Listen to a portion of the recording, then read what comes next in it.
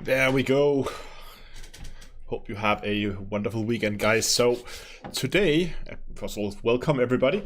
Today is a little bonus live stream. We decided in the Super Friendos group that with the announcement of the recent Odyssey things, I wanted to go and we wanted to go and do another roundtable, and that's what we're going to do today. I'm going to join the guys here in a second, but basically, as always, when I do these roundtables, remember that I'm not going to be able to respond to you guys in chat as much as I usually do. I will try to pull in stuff if you have some good points, but if there were any questions or stuff in chat, sorry, I can't reply as much as usual, because of course we are not only live streaming here but also on other channels. Thanks a lot for the follows over on Twitch.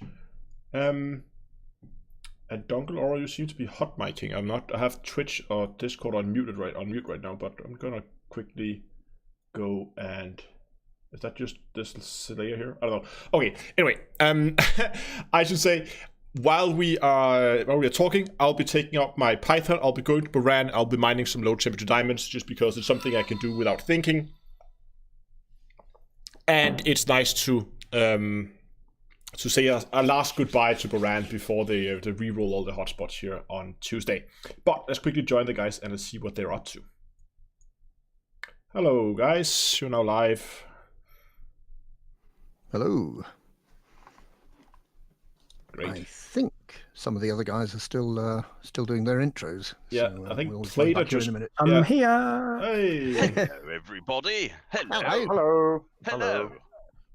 Hello. I think, is that all of us? That's all of us.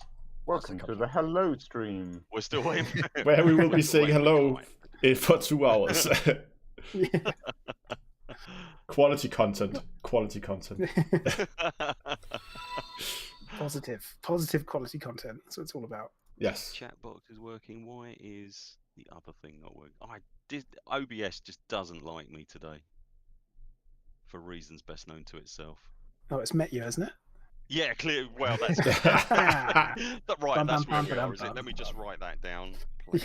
Okay. Your name Good. is going on the list. Here we go. I Oh. said I wasn't going to do this show again if you, Alec Turner, and Kai were here.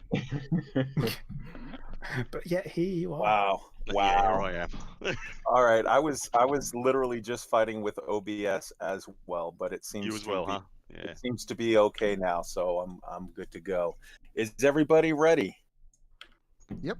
All right. Ready? My chat's ready. Fantastic. Let's go. Fantastic. Well, welcome everyone to the Super Friendos Roundtable. Today is Saturday, the 6th? Yeah. 6th. And we are here today to discuss Elite Dangerous Odyssey, or as I'm calling it, EDO. So today we have in attendance myself, Kaizen from Elite Week. We have Alec Turner from the Buckyball Racers. Say hello, Alec. Hello, Al. We've got Burin Rini from the Burr Pit. Say hello, guys. Hello, guys. All right. We've got Not funny anymore, is it? No, it wasn't in the first place. Rini's being quite sensible and just shaking her head at you. We've also got Commander Chig from Loose Screws Podcast. Say hello, Chig. Good morning, everybody. Afternoon. Right on. We've got Down to Earth Astronomy. Hello. Right everybody. On. And we have and we have Plater. Commander Hi. Plater. Hello. Hello. And Plater's awake this time. Yes, I am, at the moment. At the Also- moment, okay. No promises. No. Also, I'm making an executive decision, and for the remainder of this stream, we will all have to refer to him as Plater Damas. And we have Commander Wotherspoon of Galnet News Digest fame. Say hello. Greetings, commanders.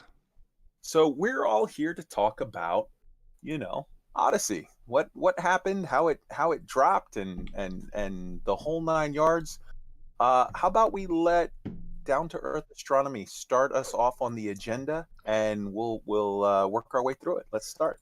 Yeah, hold on. I'm just quickly doing some live Sure, no worries. live rebalancing of audio levels here. No. No, I don't know if we've got to run through the whole agenda, but I thought it would be a good idea to start just going over, like, in case someone has been living under a rock for the last couple of days. I thought it could be a good idea just to go over, like, what actually happened. And I correct now, I already forgot which day it was. Wednesday, I believe. Right, when the video was announced and then not announced and then announced again. Yes. Yeah, Yes. It was Wednesday. Yeah. So what happened was, at least it seems to me that what happened was Frontier was uploading a video, which they of course will do in advance, and it was added to a playlist and then set unlisted. Someone could then go into that playlist and find the video, and then it was accidentally released. I at least think that's what happened. I don't know what your guys' take on it is, but it seems to me that was an accidental release. We've had bots pick up our videos unlisted before. But... Okay. I don't think it's a bot this time, though. I think it's because they added it to a playlist. It might be. Right, okay. But I don't know. I mean, I've done this. Way of saying you were hawking their playlists? Is that... No, I mean, I've had it happen. I mean, I've done it myself, where I've wanted to launch a video and I just, beforehand added it to a playlist. People go into the playlist and find the video beforehand, before it's actually published, because it's just unlisted. It's not private. And of course, when people see something like that, the link gets spread, and then that's probably why they end up pulling the video completely. Yeah, I mean, it could be. It doesn't really matter. It got published. It was an accident. Yeah, That's I where think we are now.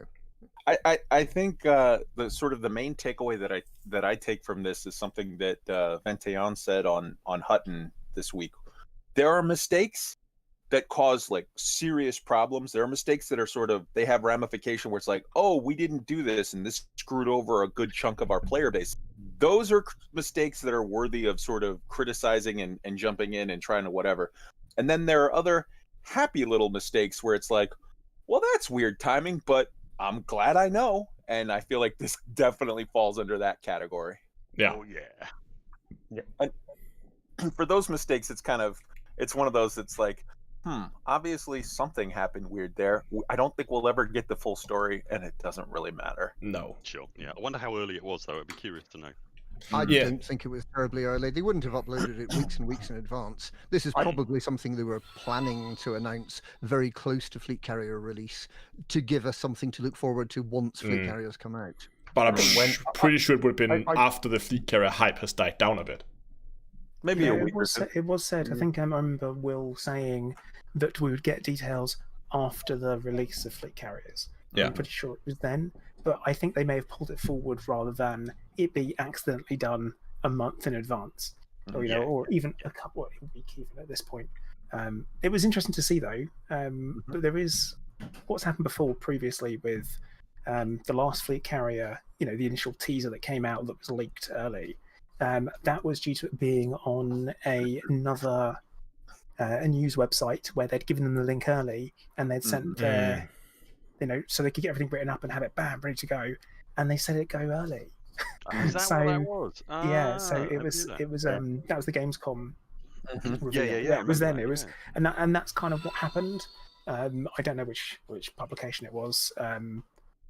Whichever one was out there first, I guess. But yeah, that was that's what happened there. Very interesting though. It was like, oh no. Yeah.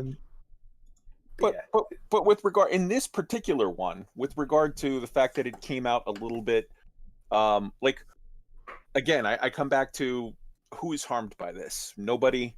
But potentially Frontier is going to feel a little like, oh man, I wish we had this drop a week or two after Fleet Carriers or whatever, because it's just better for our timing rhythm. But it does steal the thunder a bit, doesn't it? It kippers the schedules a bit, I'd imagine. Yeah. Don't you? Am I the only one? Personally, I think Wednesday was the planned day. I mean, it was only down for a few minutes, like 10 minutes, and then it was back up. It was down it was down for like 2 hours before they re-released. Didn't feel that long, and also the tweets and the Facebook posts and the mail shot to everybody that was done by lunchtime. Do you think they literally just decided to shove that stuff out where they hadn't previously? They had it already. You had it already. It was planned for soon. if not this week, then next. Yeah. My guess is that they would have probably done it on a Thursday before they did one of their live streams, so they could then answer questions afterwards. So it might have been for the Thursday they intended it. Yeah, it just seems odd to me that it went before Fleet Carriers had launched. That was all. It just it kind of steals the thunder of that a little bit, I think. It was the day after Live Radio. It's when they always make big announcements. I agree with you. I agree with you that they do it right after Live Radio on purpose, but I think it was supposed to go right after the next Live Radio. But looking at this, as far as the announcement points to some things, and let's look at what they mean. They clearly are saying one giant leap, and see the galaxy like never before, touchdown on breathtaking planets powered by stunning new tech, soak in the sun's rising over unforgettable views for some people that are not familiar with that term, discover outposts and settlements, and explore with unrestricted freedom. So let's hop into this. Who wants to get into one giant leap and then that sort of very romantic, evocative explanation there? There's a lot in this, I think. I've just those, like, what is it, 3 sentences, 2 sentences, something like that. It just raises so many questions. First of all, the whole new tech thing, I really want to know what's behind that. I mean, are we talking... obviously the trailer looks great, but is that going to resemble what we're going to see in the game? And is this going to be something that's going to affect the walkie around thing only, or is this going to be a general graphic update to the whole game? I mean, definitely, I think we can all agree what we're looking at when we see that planet, even as it's approaching from orbit, as they're approaching, that is I think, conservatively speaking, that is a massive graphical upgrade to planet rendering. Yeah, for sure. And it looks even better when you get down to the ground. Absolutely. Yep. So that part of it, though, the part where you say it looks even better when you get down to the ground, it's with regard to the part where they're walking around, you could be forgiven for saying, well, that's sort of machinima, that's in engine, but it's, highly curated sort of cinematic trailer or whatever, that's fine. But the bits where you see the Cobra approaching orbit, and then B, the bits where you see the Cobra streaking across the screen, flying low, doing some Alec Turner-esque maneuvers, I think you would be very sort of sensible in assuming is going to be sort of in game. That's what it's going to look like. Like, there's no point. It would be lovely to think so. Now, I'm looking at the difference between the base game and Horizons. Landable planets look dramatically better in Horizons than they do in the base game. I suspect that if you load up this third item on your launcher, the Odyssey option, then you're going to get that higher level of resolution. I think there is potentially, in order to provide as good a quality gameplay to as many players as possible, I think they've deliberately kept the resolution and the CPU horsepower required and the graphics card horsepower required for the base game substantially lower than it is for Horizon. I suspect they'll do the same again for Odyssey. That if your rig works at the moment, it'll still be fine with Horizons, but if you upgrade to Odyssey, you're possibly going to need a better graphics card just to force through the same frame rates with a greater level of detail. You think maybe you will have higher minimum requirements? Possibly. Oh yes, I think so. But what do I know? But I definitely think so. Yeah.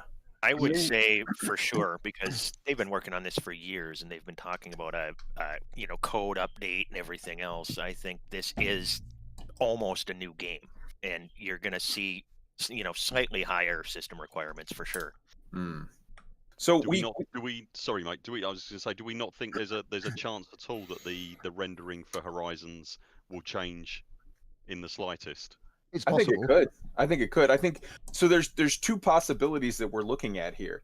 The one is that this will be a overhaul to the entire graphical engine, which everyone, whether they purchase the new expansion or not, will sort of benefit by, but that only the people that purchase the new expansion will have the leggy bit or other, whatever the new this version is going to have some equivalent of, the engineers or whatever, where it's like, hey man, if you don't want to pony up the $40 for Horizons, that's totally fine. You can still fly around, but you can never get those engineers. Like they're going to have some equivalency. They have to sell it. Like it's a no-brainer from a sales concept. But yeah, I think there's a very real chance though that everyone, whether or not they buy on board to this new thing, if they have the system requirements to run it, might, I'm not saying for sure will, but might have access to the better looking planets bit, whether or not you can land on them. The wrinkle to that, I suppose, that's going around my brain is if you've got someone playing Horizons and someone playing Odyssey, they can presumably still play together. Mm-hmm. Yeah. And if the Odyssey guy and the Horizons guy go down to an airless moon, does the terrain not have to be identical to both of them, or can it they can be rendered slightly different? The terrain comes out of Stellar Forge, and I don't think the basic shape of the terrain has changed. Actually, I studied the trailer at one point looking for caves and things. I don't think the shape of the land has changed. I think it's just the detail and the coloration. So it's just a map on it, basically. It occurs to me that we have a bunch of dudes talking here, and we have an unexplored asset of the one person that would be the best expert, I think, on this would be our camera woman extraordinaire, who really gets into all of the looks of the graphics of the different things. Rini, give us your input on this graphical side of it. I think it's what's just been said. There's not enough to see in the trailer to know whether we're still just on a terrain map, or whether there is going to be a complete re-rendering. You're going to get things like caves and different structures. At the minute, it just looks like a massive upgrade to the actual textures. Mm-hmm. And I'm still trying to get my head around whether what would be nice is surely if that does go across to Horizons as well, and everything that you just said. If it goes across everything, I'm just going to have to go around the whole universe and film everything all again. Quite simple. You were quite excited by what you saw. I'm very excited. The camera woman started going mad. Yeah. Same as everybody in that field. So Rini is getting plus more content than even all the rest of us. So okay, let's look at Forge Your Own Path. I actually had something to say. Oh, go for it. Yes. No. Shame, isn't it? So, Forge Your Own Path. God. Eat a slug. So, what I was going to say is that we're talking about new hardware. Will there be a new entry requirement? All that kind of stuff. It's still going to be running on the same consoles that Horizons runs on. Very true. Yeah. So, very true. No, it might not. Elite Dangerous is and has always been a very well optimized game. Yeah, sure, you could look at the networking issues and you could pick up some of the weird bugs, but that is an optimization. That's like code bugs. It's something different, and I don't think it's going to be as intense as everyone thinks it's going to be. But then again, you look at an in-game engine render. We don't know how long that took to render, how long it took to animate, how long it will have taken to actually fully design, and also we won't have the same models that are in it that will be in the game, because it's just not how CG animation works. So it's something to really consider. Okay, that's very true. The other winkle that then adds. I can't quite think of because my brain just went and left the room. So that's good. Moment. Excellent. Move on. So that being the case, then that could very potentially mean that people in Horizons will actually get a terrain update. Yeah, it could be. Yeah. Or it could be the case of we just have additional planets added that we can access, and they are the ones that will look different. I don't Let's say, think for example, our dust balls that we've got all stay the same, then your light atmospheric planets that we see already, ice planets that we can't land on currently, for example, will gain an update that we can then access, and that's separate. So it unlocks a different set of planets rather than, the same way Horizons unlocks planets. We get a different set of planets. Doesn't that sound sort of a bit grim, though, that you've got these planets you can land on at the moment, but you're not allowed to get out on them? Well, you might be able to get out on them. I just mean that they won't change the way they look. But we don't know. That's pure speculation. Well, what Braben said in his press release was that he was extending coverage to the super fine scale that's needed for on-foot gameplay. So if that doesn't apply to all the places you can get out, that would be a bit weird, I reckon. So I've definitely got my hopes high that the planets we can land on. I'm sorry? I'd be very surprised if you couldn't get out on the planets we already have, as well as the new ones. That would be bizarre. Please let it be, Yeah. because you need to walk around them, don't you? See, I keep circumnavigate. I keep coming back to the point of, and we don't know yet. We don't have the answer. But to me, I hope that all of the stuff that they're adding in Odyssey is like, okay, this is for sort of everyone gets to play, and if you want the leggy bits, you have to buy Odyssey. I hope so much, though, that it is set up such that, as you say, you can still land on the planet regardless of whether or not you've bought sort of that upgrade. I mean, I definitely get that it sort of makes sense that you can't land on a planet if you haven't bought Horizons, because if you don't have I don't know. If you don't have a scooter, it's like, what's the point? But I guess we're coming back to still you have the freedom to drive around in your SRV on a planet regardless. Yeah, that's weird. From a commercial perspective, though, nobody's. There's a substantial chunk of the player base who, quite frankly, aren't interested in walking around, but they really do want to land on planets that have blue skies. And for them, they're only going to buy the thing if you've got to buy the thing to get onto those blue planets. And this is so bad to say, but like, this is where I'm a horrible representative of the community, because I'm just going to say flat out, I'm buying it no matter what. I'm buying it. Like, I'm not I'm not going to miss out on any of it. So it just, because I have already sort of assumed I'm purchasing it, I haven't really focused on or worried about the whole, like, well, what about the people left behind? I feel like this actually maybe brings up another interesting sort of question.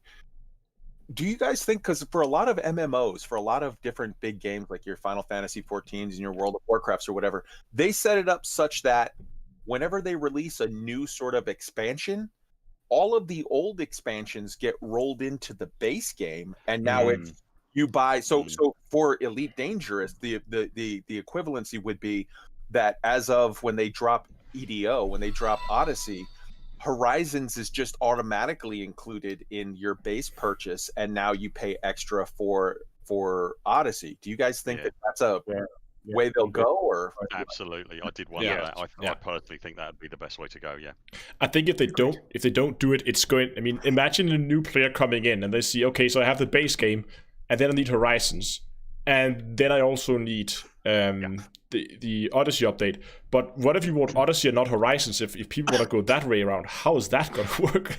I mean, they leave themselves in that corner, don't they? Where it's the best thing to do. Just run them together. I think definitely Horizons will just be part of the main game, and everybody who doesn't have Horizons yet will probably just get it. Like, here you go. So what we're thinking as a group here, it seems fairly unanimous. Nobody's spoken against it, at least.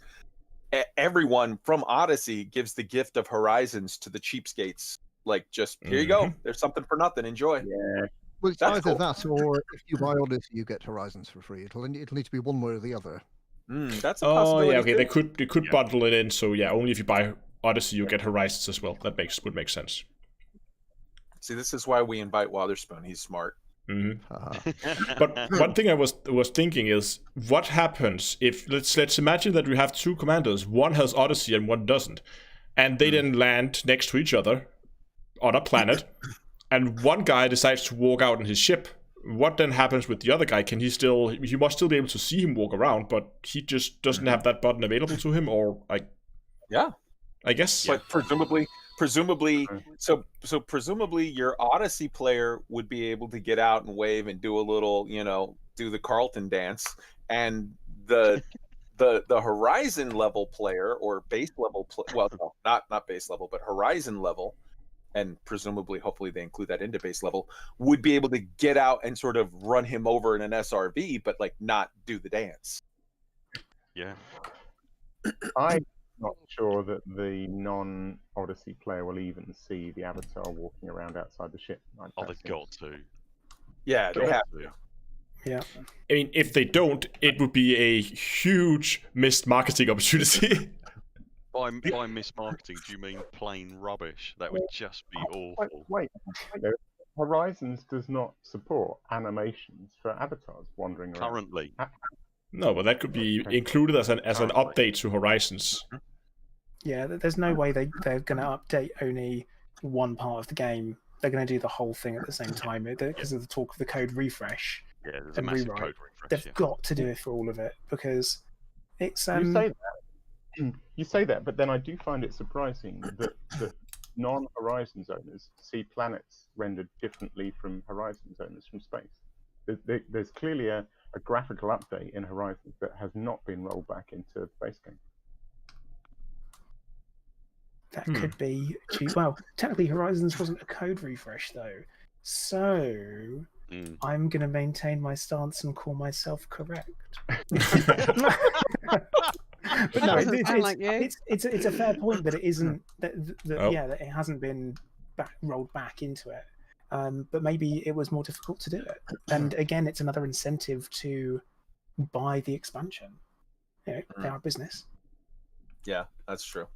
Well, so in the matter of Alec Turner's idea versus Plater's idea, Plater has rendered a judgment in favor of Plater. So yes. Decided. Let that be duly noted. That is decided. So, all right. So on Forge, is everybody good on the giant leap bit? Yes. No. All right. Alec? Nah. Well, I think there's an elephant in the room here that I really think we have to talk about in this section because it says let's do it. Unforgettable vistas. I mean, this is, for me, the single most interesting thing in the trailer. Possibly the only interesting thing in the trailer because we knew we were getting space legs, didn't we? Blue skies. Come on, guys. Blue skies. That is huge. That's very true. 100%. But it hasn't been listed as a feature. So why? Why is it not listed? Why has it not been listed as a feature? They cannot release a trailer with blue skies and then not have atmospheric landings. I mean, Frontier have done stupid things in the past, but that absolutely. Would be insane. Absolutely. My point is, what I'm curious, and I really want to know what you lot think of this. My point is, it's not listed as a feature in Odyssey because landing on atmospheric worlds is about to become a feature of Horizons. I think possibly that's correct, but I think also the other possibility is because I mean, let's face it. Forget the blue skies. The blue skies, that's great, but before we got to blue skies, the very first second of the first shot of the trailer is the ship approaching the planet, and you can very clearly see an atmosphere around it. And some people have pointed and said, oh, but look at how thin it is. Maybe it's just a trick of the light. No. That's how atmospheres work. If you look at the Earth, the actual Earth, the layer of atmosphere is only like 1/60th or 1/70th or something, the actual diameter of the Earth. So in real science terms, that's what atmospheres look like on planets when you approach them from far away. It's important to understand the scale. That the ISS, the International Space Station, is 220 miles up in the air. That's not very far, and that's in space. Yes, so absolutely. Our atmosphere, on the 1G world, our atmosphere is only about sort of 5 to 10 miles high. On a much lower G world, it's going to be a lot less than that. And I think this is a lower G world by the look of it. I submit to you, yeah, absolutely. With the way he's flying around on the rocket pack. Yeah. I submit to you what we're looking at there is a very, very clear rendition or rendering rather of a low atmosphere, rocky, barren world, a Mars-like world, if you will. And I think that the reason why they didn't say it like specifically as an announcement is because then that's going to push the next question of, okay, exactly, just give us the list of exactly what type of world, and they're not ready to get to that question yet. They want to string it along a little. And they can't spill it all at once, I guess. Yes. Did anybody expect, I think people have always talked about it's either going to be, it's always either going to be elite feet or atmospheric landings. Elite feet or atmospheric landings. Which one will they do? And we all thought it was going to be elite feet on the rumor. Did anyone in this room expect both? Actually, I did, yes. I was hopeful for both. Absolutely, because they're never going to tell you up front what all the content's going to be. They're going to save some. Surely, any commercial decision would leave some nice surprise. Last time we all spoke about what surprises will come. Why wouldn't that come automatically? To me, I actually think it was going to come. I was totally shocked. I thought it was going to be elite feat and base building, and I would throw both of them right out the window if we could get atmospheric landing. So I am so pleasantly surprised by the way that it turned out, man. Should we? Where are we at? We at the Forge Your Own Path? Forge Your Own Path. I think we'd better move on. Yeah. So forge your own path. Take on a wide variety of contracts and play your way. Form from diplomacy and commerce to lethal stealth and all-out combat. Diverse settings, objectives, and NPCs offer endless mission variety and a near infinite amount of content to enjoy. Why don't we start with Plater? Because I feel like we almost left you out on the last one. So the near infinite amounts of content, we have that now, don't we? Mm-hmm. Near infinite amounts, missions infinite, bounty hunting infinite, war zones, there's always war, miss out on anything. So I think it's kind of, they're not just talking about what's coming, but also what's kind of here already, because that marketing is going to be aimed at people that will be wanting to purchase the game and play the game who haven't experienced the base game even. And why wouldn't you want to kind of introduce them into everything in the first place? So I think that's kind of what that's aimed at. And the Forge Your Own Path it's basically a synonym for Blaze Your Own Trail, isn't it? Yeah. Open world, basically. It's like, I don't think that's really telling us anything new. I think it's more of a, hey, look, this is what our game does. The thing I bet you want some of that, don't you? That kind of thing. The part I think is really interesting here is the whole what was the diplomacy and commons to lethal stealth and all-out combat. What does that mean? I mean, lethal stealth sounds like a sneak up and murder that dude without getting spotted, or sneak in and steal a thingy and then bring it back. To all-out combat, the all-out combat thing being more like kicking the door and shoot everything that moves kind of style, right? Of gameplay. Diplomacy and commons. I mean, to me, most of it, those two at least, sounds very combat like. Basically, like they're adding a FPS game to Elite. There's a lot more, I hope, to it. I hope than that. I hope there's gonna be the option to go do some, actual exploring, get some cartography data out of it that you can sell. Maybe you explore whatever on the surface, you find something that gives you some more data, so you have more than just scanning it from orbit. You can actually also, now that you find all these interesting spots on the surface, go down and explore them on foot to collect even more data for the explorers. Hopefully it's gonna be some trade missions, mining. I always want more mining. But yeah, I think that's the most interesting part, is actually what kind of content we can expect. And I hope it's not just going to be a shoot 'em up game. I think what we're looking... Oh, I'm sorry, go ahead. No, go ahead, mate. Go on. I think what we're looking at, if you want to sort of give it an equivalency, it would be sort of, how now you have the planetary scan or whatever missions, you have some where like the objective is to sneak in your SRV, scan the little beacon, and then run away while they're trying to shoot at you. And then you have other ones where it's more like assault the base. It's what I would call a force assault, where it's like we're coming in to hit a thing, but we're also kicking some butts on the way in. And I think that sort of, if you were to try to transpose that to the template of Elite Feet or Space Legs or whatever, I think that's kind of what they're envisioning there. AKA shooting dumb fire missiles from orbit. Yeah, I definitely. Sorry, Michael. Sorry. I was going to say I say this as someone who enjoys first-person shooters, particularly stealthy, tactical first-person shooters. I really, really hope it isn't, and I don't think it is. I really hope it isn't just they're adding first-person shooter gameplay. I don't think for one moment that it is that, but I wouldn't say a lot more interested, but I'm also extremely interested in everything Astro mentioned. So like mining and prospecting and exploration and I don't know, a bit of science, and I'm interested to know what the diplomacy thing is as well. Yeah. I don't think we've sort of got that at the moment. Could you call power play that at a bit of a stretch? But what is diplomacy? I don't know. And also the other thing I take from that particular paragraph was that NPCs offer endless mission variety. Again, I don't think it's a massive surprise, but it looks like we'll actually be going up to NPCs, talking to them, getting a mission off of some seedy guy in a pub or something like that, or a person behind a counter, rather than looking at a bulletin board or a menu, and as we have to at the moment from our ship. Would love that. Yeah. Alec, you had something you wanted to say on the subject? Yeah, really, just those two words, diplomacy and stealth, seem like the most interesting things in that sentence.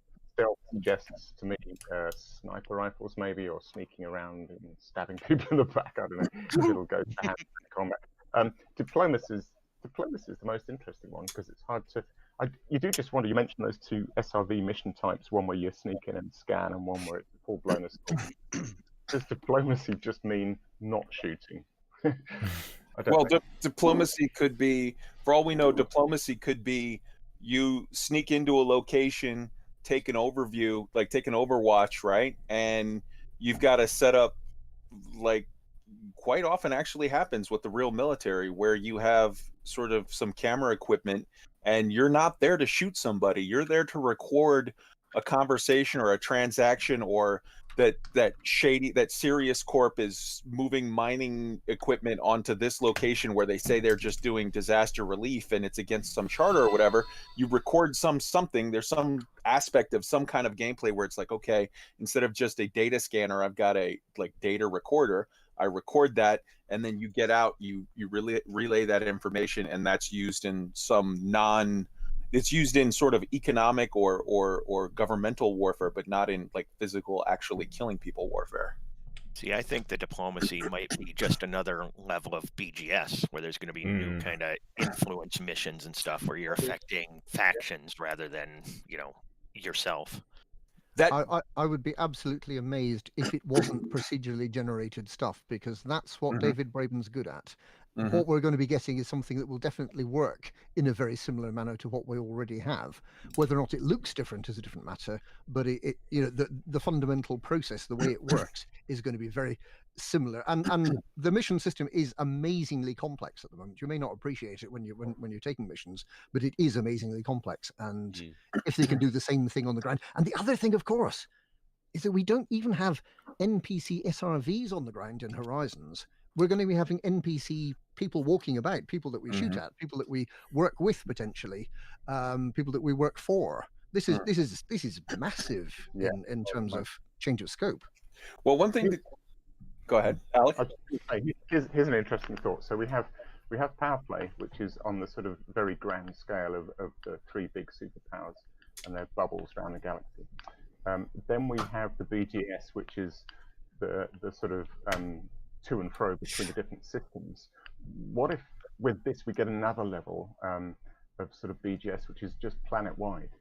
So it's sort of it's closer to what we, the sort of economies and things we think of here on Earth. What if there's a whole new sort of minor faction, which reflects the comings and goings on a planet itself? Just a thought. Town council. That would be a definite lot to add. That would be interesting. The one I agree with you 100%, Watherspoon, with your comment about if it's tied to the mission system, it's going to be proc gen or computer generated. But with one exception, it might not at all be tied to the mission system. That alliance thing, because there's another little sort of thing that's mentioned later in the press material or in the announcement, where it says something about go to these player hubs and like form allegiances. And so you have things like in Eve, where in Eve your squadron would be a corp. It's a corporation. And then you have, instead of just your corp, if your corp like allies with another corp, then you form a entirely different unit, you form an entirely different sort of thing. And it could be that they're talking about that. So I agree 100% that if we're talking about a new addition to the mission system, that will be procedurally generated, but it may not have anything to do with the mission system. That forming alliances or allegiances may be referring directly to some new form of actual sort of player control over how we ally our corps and our squadrons and our player-made factions and whatnot. I think we're moving on to the next point, and the next point is specifically, I think, about player with player. The assemble your crew section. Shall I just sort of read it out very quickly? It's social hubs, okay, spreading throughout the galaxy, giving commanders the ideal place to plan their next move, it says. Form alliances, procure services, like you were saying, and even find expert support in highly coveted engineers. Hurrah, more engineers. These public outposts also help you acquire and upgrade weapons and gear to perfect your playing style. So you can basically buy stuff there as well. So most of that to me looks like it's about player interaction. I don't know what other people think. I was wondering actually in there if you were going to end up recruiting a crew as well, an AI crew. It's specific. I'm sure it specifically used the word crew. I'm desperately trying to read it as I'm talking. Assemble your crew. It's the title. Yeah, that was it. So yeah, it sounds like, I don't know whether that was going to be an AI crew or whether they were going to put a bit more of a focus on multi crew. And it actually being useful. And you're thinking like, let's say you're going out on the mission, and you can then have, just like you can fit a certain number of modules in your ship. You can then say, oh, you can bring up to 4 crew members or 3 crew members, and those can then be NPCs that you can then choose from a variety of. I think we have different specialities, or you could maybe be able to outfit them with the equipment you want, or something like that. I don't know if that... treat them almost like modules. Exactly, like basically the crew members are exactly just like modules that you fit on your person or in your crew. Well, and roll them into Felicity Farseer and get her to make them walk quicker. Well, in answer to your question, Burr, you say, do you think that this is going to be more sort of NPC crew help, or do you think that this means they're going to fix multi-crew? And I say, ¿por qué no los dos? Let's have them both. Yes, please. Yes, please. The other thing that occurred to me as well is if these social hubs are spread all over the galaxy, just go with me here. Yes, they'll be useful for getting together with other commanders, but those commanders, the social hubs themselves, are still going to be spread all over the galaxy, and it's a big old galaxy. So I was wondering if the act of going to a social hub means that you're then in contact with all the other social hubs all over the galaxy, and you can then form up into a crew there, and some elite reason means you then get multi-crewed into someone's ship, or even, and we might be getting on to the next thing, so I'll kind of rein it in a bit, but whether we then have some sort of instantiated content going on, and you end up almost doing a dungeon raid. But the social hubs there must be a reason for them to be dotted all over the galaxy, because do you know what I mean? There's no point 5 people going to 5 different social hubs. So it must be like some way. I wonder if you go into a social hub, you see loads of other people who are all at different social hubs all over the galaxy. Or at least you would be able to connect to them. We have telepresence for multi-crew. I mean, lore-wise, the same technology could, I guess, be used for something similar. So you don't have necessarily to be on the same planet, maybe? I don't know. Yeah. Social hubs are Raxler. Yes. Oh, it's gateways to other social hubs. I know. So you can instantly teleport around. Braxler confirmed. There you go. Could be that. I know. Oh, go ahead. I was going to say with the idea of the social hubs is kind of I do think it will be a virtual presence type thing. And they have like different locations where you go to them, and then you go into it, but it's the same kind of as everyone. I think it could be something like that, rather than you'd be like, hey, let's all go to the bar in Shinrata. And, that's your social hub. You go there, and only the people that are in the bar in Shinrata are there. That'd be useless, wouldn't it, basically? I mean, it'd be busy, I guess. But yeah. I don't know. Doesn't No Man's Sky do something similar? Can't you go to like a social area in No Man's Sky and you see people from no matter where they are? Right. Okay. Yeah. So you can summon it basically into whichever system you're in. You summon it, and you go there, and everyone's there. Okay. But when they leave it, they leave, and they're in their system, not yours. So it's kind of like it's very like a. You all experience the same inside, but the outside's different. I have to jump in on behalf of Alec Turner, the one person who's using the DOT system, and say, Alec, you had a thought on Social Hub. Yeah, it's made slightly redundant by the interesting idea of sort of telepresencing to social hubs.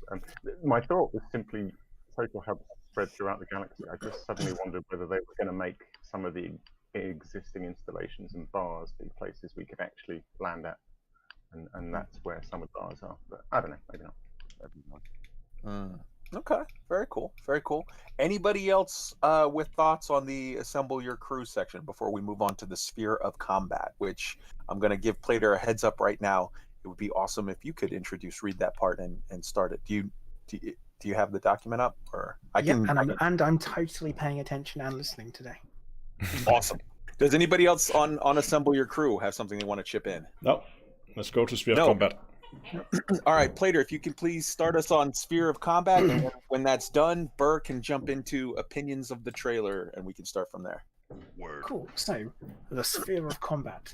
Experience intense first-person combat. Kit out your character with an array of weapons and gear, and coordinate with teammates to master a multi-layered, deep tactical environment where commanders, SRVs, and starships converge.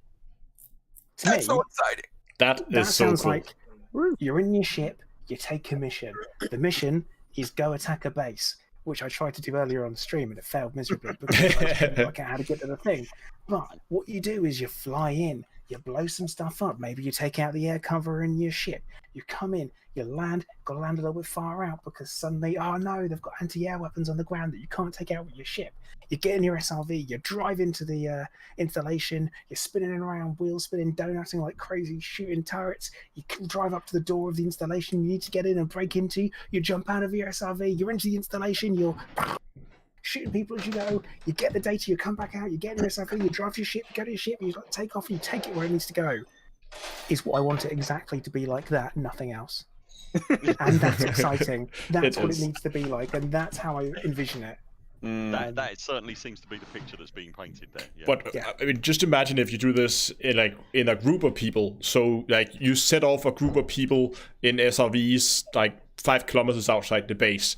Someone swoops in and fire missiles out, take out the defenses, and as soon as the defenses are done, all the SRVs just come over a hilltop and just begin to charge in. I mean, the level of coordination you could do in this, if you actually have missions that are so difficult that it will require more commanders, which I hope they will do, would be awesome. That would. I asked Plater on that fabulous description of what this could be like. Did you see I think it might even have been a Frontier live stream with Hutton where they did a base assault where they had SRVs and air cover. Did you see that? I haven't seen it, but I have seen the premise. Okay, so that was pretty much as you described, except without commanders on foot. So I must confess, my reading of this is little more than what we have now, except with commanders as well. You know, if you want to stage a base assault with friends and get a bunch of SRVs and a bunch of ships and sort of role play it a little bit, because maybe you don't really need the SRVs, but it's quite fun to have them. You can do that now, and I'm not convinced this is actually anything more than just adding commanders to that. Sort of inside the buildings. Oh, so number one, that's true, and then number two, Alec, I did see that live stream that they did with Frontier, where they did the assault the base to free the prisoners. It was like what Plater just described, except without people on foot, right? Well, sort of, except for it also was using their imagination. They literally made up objectives for themselves where we first have to take out the outside whatever, then we have to do this to get access to the door, then we have to land. They said then we have to land a ship on this landing pad. That landing pad didn't do anything. It was just a thing that they were making up in their head. Whereas if the game had actual objectives that that were defined and sort of like it gave a mission type to do X, and you had to get this objective on foot, this objective in a car, this objective on a ship. It would actually tie in those sort of well thought out, imaginative, adding to your own emergent gameplay and make it as features in the game. One of the problems with the existing base scenarios is that you are supposed to go around and scan the things before the timer runs out and scan them all, and then that opens the gate, and then you can drive the SRV up the ramp where the red goes. But the simple fact is, you can just leap the SRV over the gate using the thrusters, and you can just bomb the entire from the sky anyway. So I think they have already slightly attempted to do that kind of scenario, and you can just shortcut it. So I hope if they're making a push to do that again, that they make it that you can't shortcut it and that you do need chips. If for example, one of the objectives is you have to trigger X, Y, and Z to unlock a door to get into the building, and you have to go into the building and access a panel, there's no way to shortcut that. Because like doing Dark Wheel missions, I literally just will fly up, go into silent running, fly right over to the beacon that you're supposed to scan with your little scooter, and I just scan it from the ship, and then leave and call it good because it's a shortcut. But like if they tie this in, that the on foot part of it can make several sort of roadblocks where they have to have it sort of done right according to the game, and you can't skip it by jumping the wall. Burr, I know you had a thought. Oh, go ahead. Because it's a shame, really, because they very easily have made some of the scannable beacons in the existing Horizon stuff be inside a little tunnel where you had to be in the SRV to do it. Anyway, sorry, Burr has a comment. Yes, on base assault. All I was going to say that on the base assault front, that's as it stands at the moment. I want it to be, as it is in the game at the moment, I want it to be so much better than it is. I mean, the point that Alex brought up about you can leave your SRV over the gate anyway. You can fly up to the power generator, taking the fire in an engineered ship and just unload a load of missiles directly onto the power generator and then just shut everything down anyway. We have tried in the Burr Pit to kind of to do something a little bit more tactical with what's there, and it just isn't there at the moment. It's too easy to sort of fudge it, and or it's too difficult to do it properly, if you know what I mean. So it is something we've desperately tried to do. We haven't given up yet, but if they have actually managed to do something like that, like Thomason in our chat just said, target painting, so torpedoes and seeker missiles will work on bases, that kind of thing. If they do actually, I don't know if full spectrum is the right word. You can probably tell me, Kai, but like kind of tying everything together so that you need close air support, you then need tactical vehicles on the ground, and you need all that going on so that the really spongy targets, the real soft squishy targets, the guys can then go in and do the stuff that they need to do, hopefully inside the building, and then to shut everything down or take the thing or whatever the MacGuffin is that they're there to do. I really, really hope that they can tie all that together, and that is absolutely what that's saying. And the other point I wanted to make was this sphere of combat thing. That to me was the point that I alluded to earlier. That to me almost sounds like a dungeon kind of scenario that you'd get with a typical MMO. So perhaps you would go to a social hub, get a team together, and then everybody jumps into their ships, but in actual fact they get magically teleported to Dungeon Planet, and they go and do a thing. So you're describing there an integrated force deployment. Okay. Plater, you had an idea on scenarios that you wanted to tie in with this. Yeah, because at the moment we do have some great, wonderful scripted scenarios in the game involving megaships when you drop in on them, and I very much feel like, because it is just megaships, it was kind of a tester to see if it worked, and there are lots of different aspects to that whether it be repairing a ship, whether it be fighting off pirates, whether it be attacking the ship, they've got a lot of options in there, and that's all very much stuff that we can potentially build upon for scenarios. So when you're talking about those trigger points, the system potentially is already in place. Frontier have got some experience in coming up with triggers for events to happen. you know, you drop in and you can start attacking the ship straight away. That chooses your side for you, you're off. Or, you know, you've got the option of, hey, help us out, we can do this instead, and then the events trigger. And I think those triggered events could be something that we see as part of the multi-layered combat experience.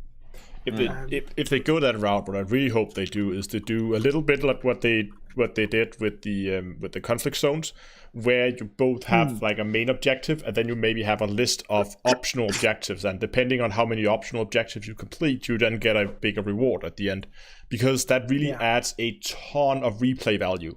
Because it may be first time I'm playing a specific mission, or a specific type of mission, I'm getting my ass handed to me.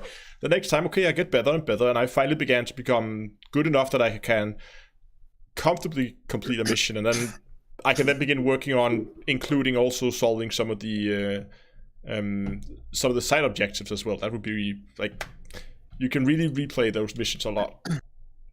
And when you think about it, you could really do a lot to integrate. So Witherspoon makes an excellent point, or made an excellent point when he said that, you know, hey, look, these missions are proc generated. This is they have sort of templates set up for that. You could still do some interesting stuff where it's like, hey, look, if you do an assault in force, where like you come through the front door, you kick it in, you murder everybody, and you achieve the objective, you get X rating. You succeeded in the mission.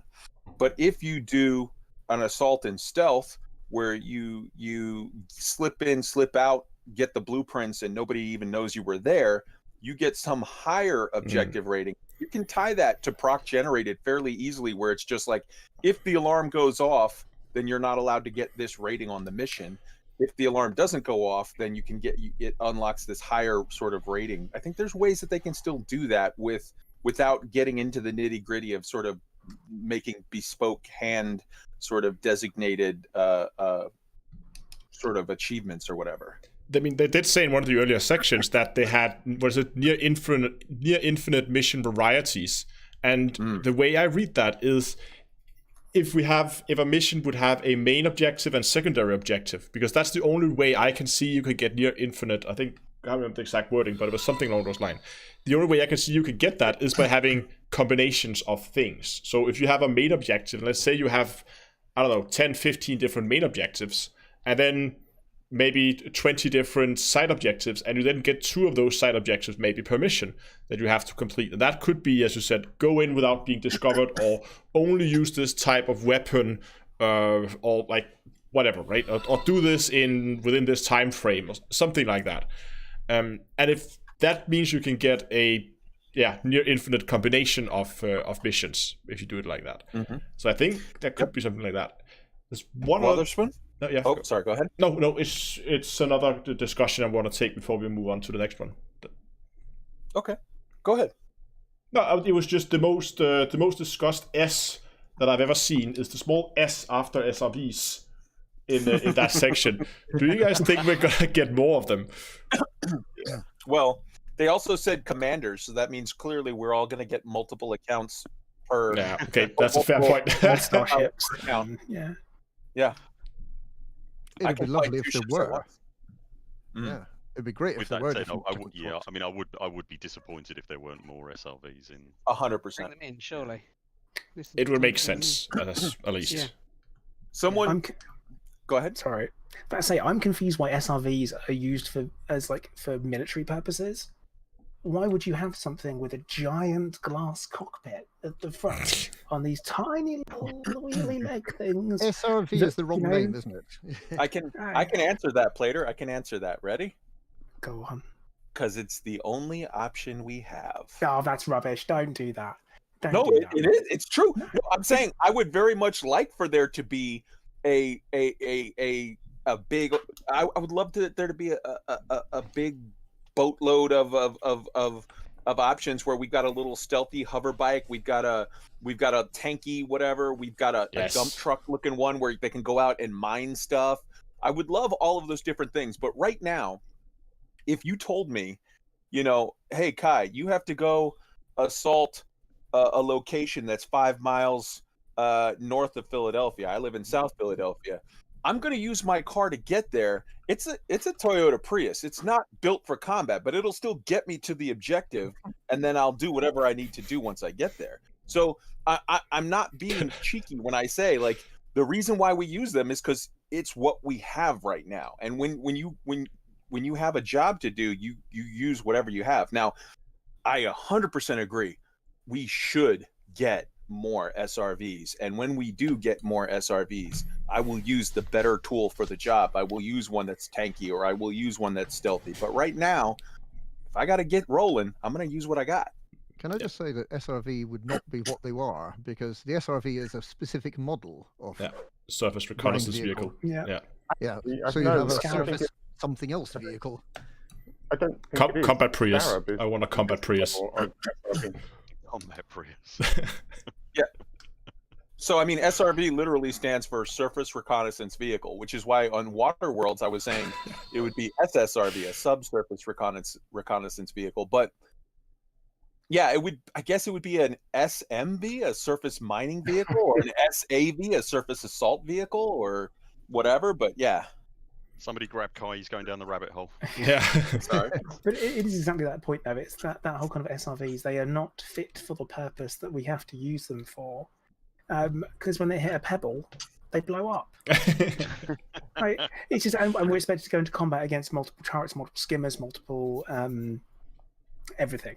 You know, even ships at certain points you get shot at. So it's kind of like, well, maybe there should. I mean, we all know outside of the game there 100% should be something else, multiple ones, because otherwise, what's the point of calling an SRV a scarab? Except to identify it from something separate, which we don't have.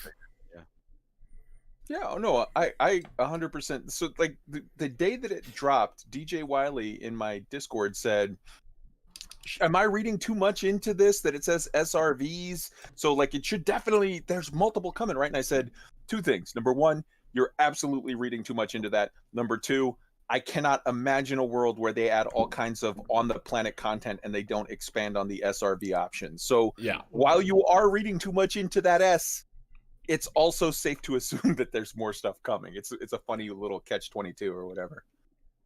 All right. Did anybody else have anything on this point before Burr launches us on the next one? Just one more thing. Sure. Which is just like to mention it before we move on. Just perhaps some of those base assaults might be on the Thargoid bases. Yeah. I have nothing more to say at the moment because the trailer has nothing more to say. No.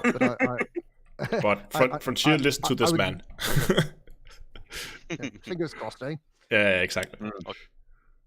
Okay, so opinions on the trailer then. What did we like? What didn't we like? And what precisely do we take from the words at the bottom, pre-alpha in-engine footage? So can I kick off on this? What did I like? Sure. There were legs in it. It looked very pretty. I'm not down on what we saw at all, but there was a lot more about it that I was a little bit disappointed by than I was excited by, if I'm being brutally honest. It was. I tell you what, if I can just be a right little Norman and just tell you what I didn't like.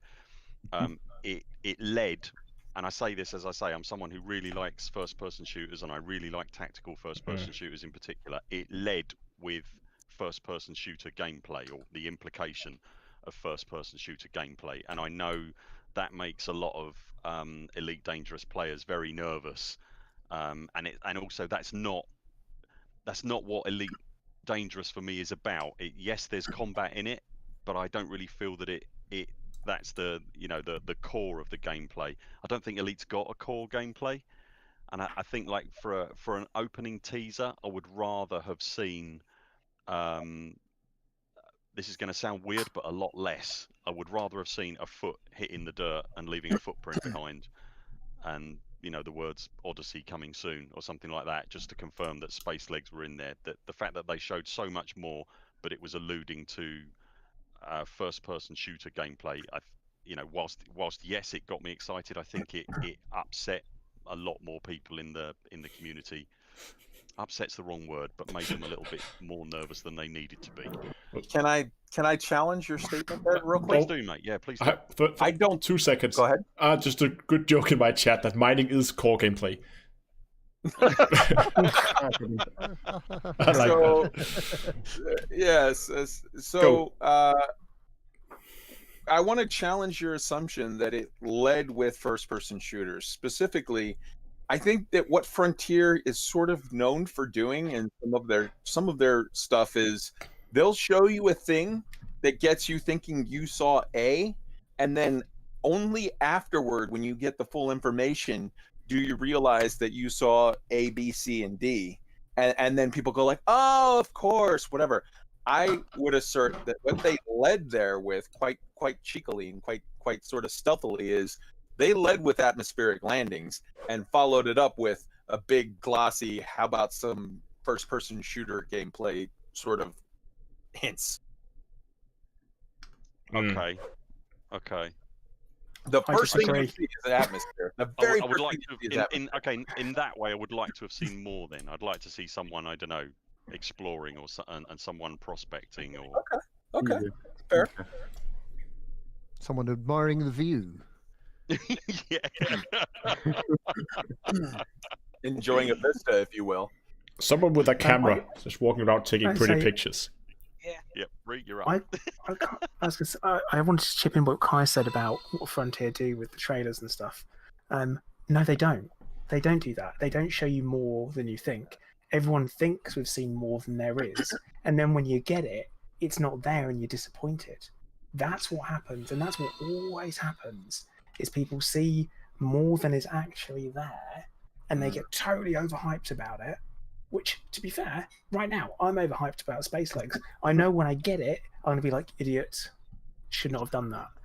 Because the thing is that they have shown us, like, we're reading into the wording loads as well, and all that kind of stuff, and it's all very similar stuff that they've said before. And kind of what I'm trying to do is I'm trying to do that thing where I'm like, calm down for a minute, be objective, and then go, wait, when was the last time Frontier showed us more than what we thought we were seeing?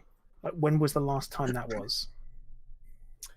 Thargoids? No, we've seen that was very clear, everything that was going on in that. Knew what was there. Saw the planetary stuff, everyone knew what it was. We got there, we found out it definitely was that. They even permit locked the system that was in the trailer, which was weird. But they've not shown us anything that's out of the ordinary or extra. It's very much like it's kind of what we take from it a lot of the times, and they aren't showing us anything that's to be missed at this point. Like, there's so little in this 1 minute 20 seconds that you look at it and you go, right, landing on planets, blue skies, must mean atmospheres. That's logical.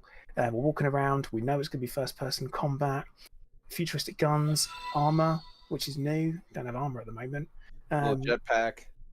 Cool jetpack. Yeah, you don't have walking around.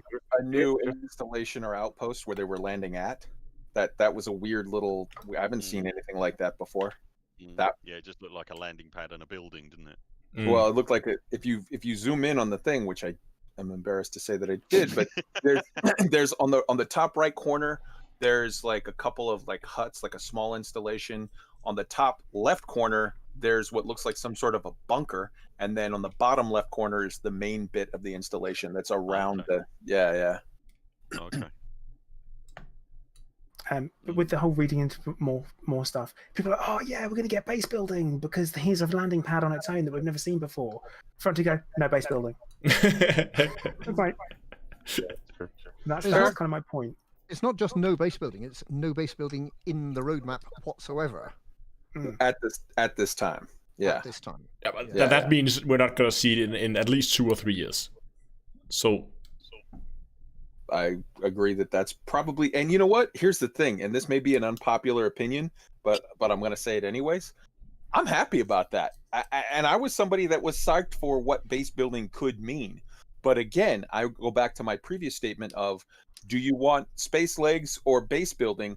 I would chuck both of them out a window for atmospheric landing. So the fact that base building isn't on the agenda at this time, to me, means that there's a very high likelihood that we get space legs and the start of the atmospheric landing sort of what do you call it, spectrum, you know, because that's a I don't think we get all of atmospheric landings. If we get all of atmospheric landings, that teaser trailer would have had them landing in a jungle planet. But I think what we get here is rocky barren worlds, maybe ice worlds, and maybe scoopable gas giants, and then, you know, 6 months to a year from now, Wait, water world. where do you get scoopable gas giants from?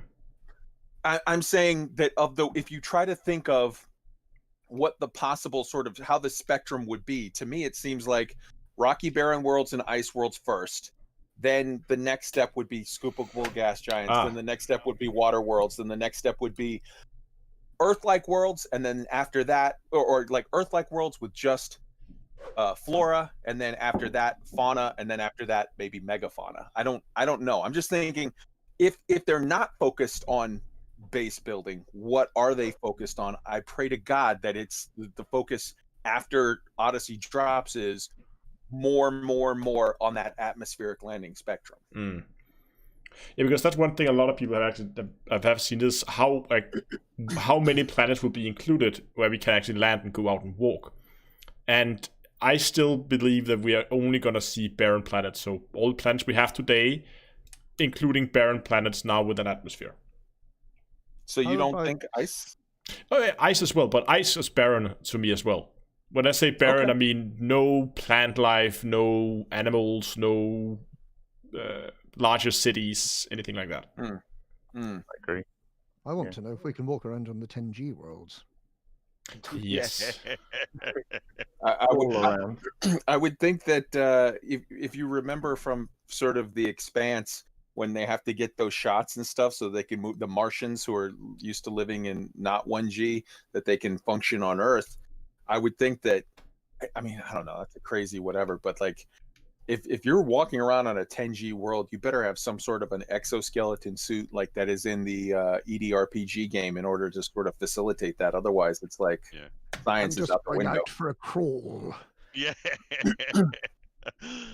I think it's very, very important that we address something in regard to our feelings of the trailer, and I think that this stems from an observation that Rini brought to the group that I would very much like for her to expand upon, if she will.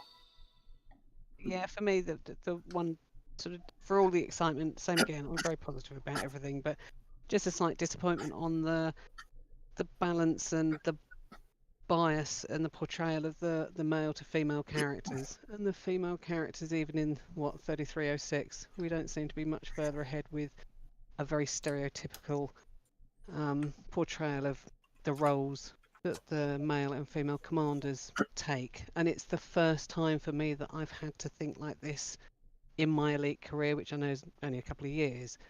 But what struck me perhaps more than the trailer, it was where, looking through the press kit, which included the concept art, and if I was trying to find a good screenshot for a thumbnail, and every single one that I scrolled through, what is there, 8 that they put out plus the 4 concept art, and every single couple of part of their promotion pack, you got the male standing tall at the front, female in the background, male at the front, female following, and I was just a little bit disappointed that it seems to have fell into.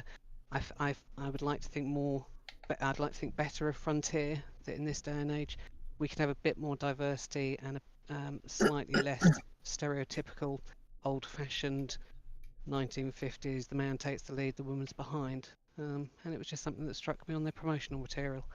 I'm horrified to say, like when I first saw the trailer, I didn't notice at all. Right, I did not notice at all because with my stupid dumb man eyes, and then as soon as very delicately pointed it out to me, I can't look at that trailer and not see it now. And it's really so obvious. Yeah, the concept art that the press had as well, because we took. I don't know about you guys, but when that concept art, I love artwork like that anyway. And the first thing you do is zoom in and see all the details and see if there's anything in there that gives you a clue to what's going on. There's some really, really good stuff.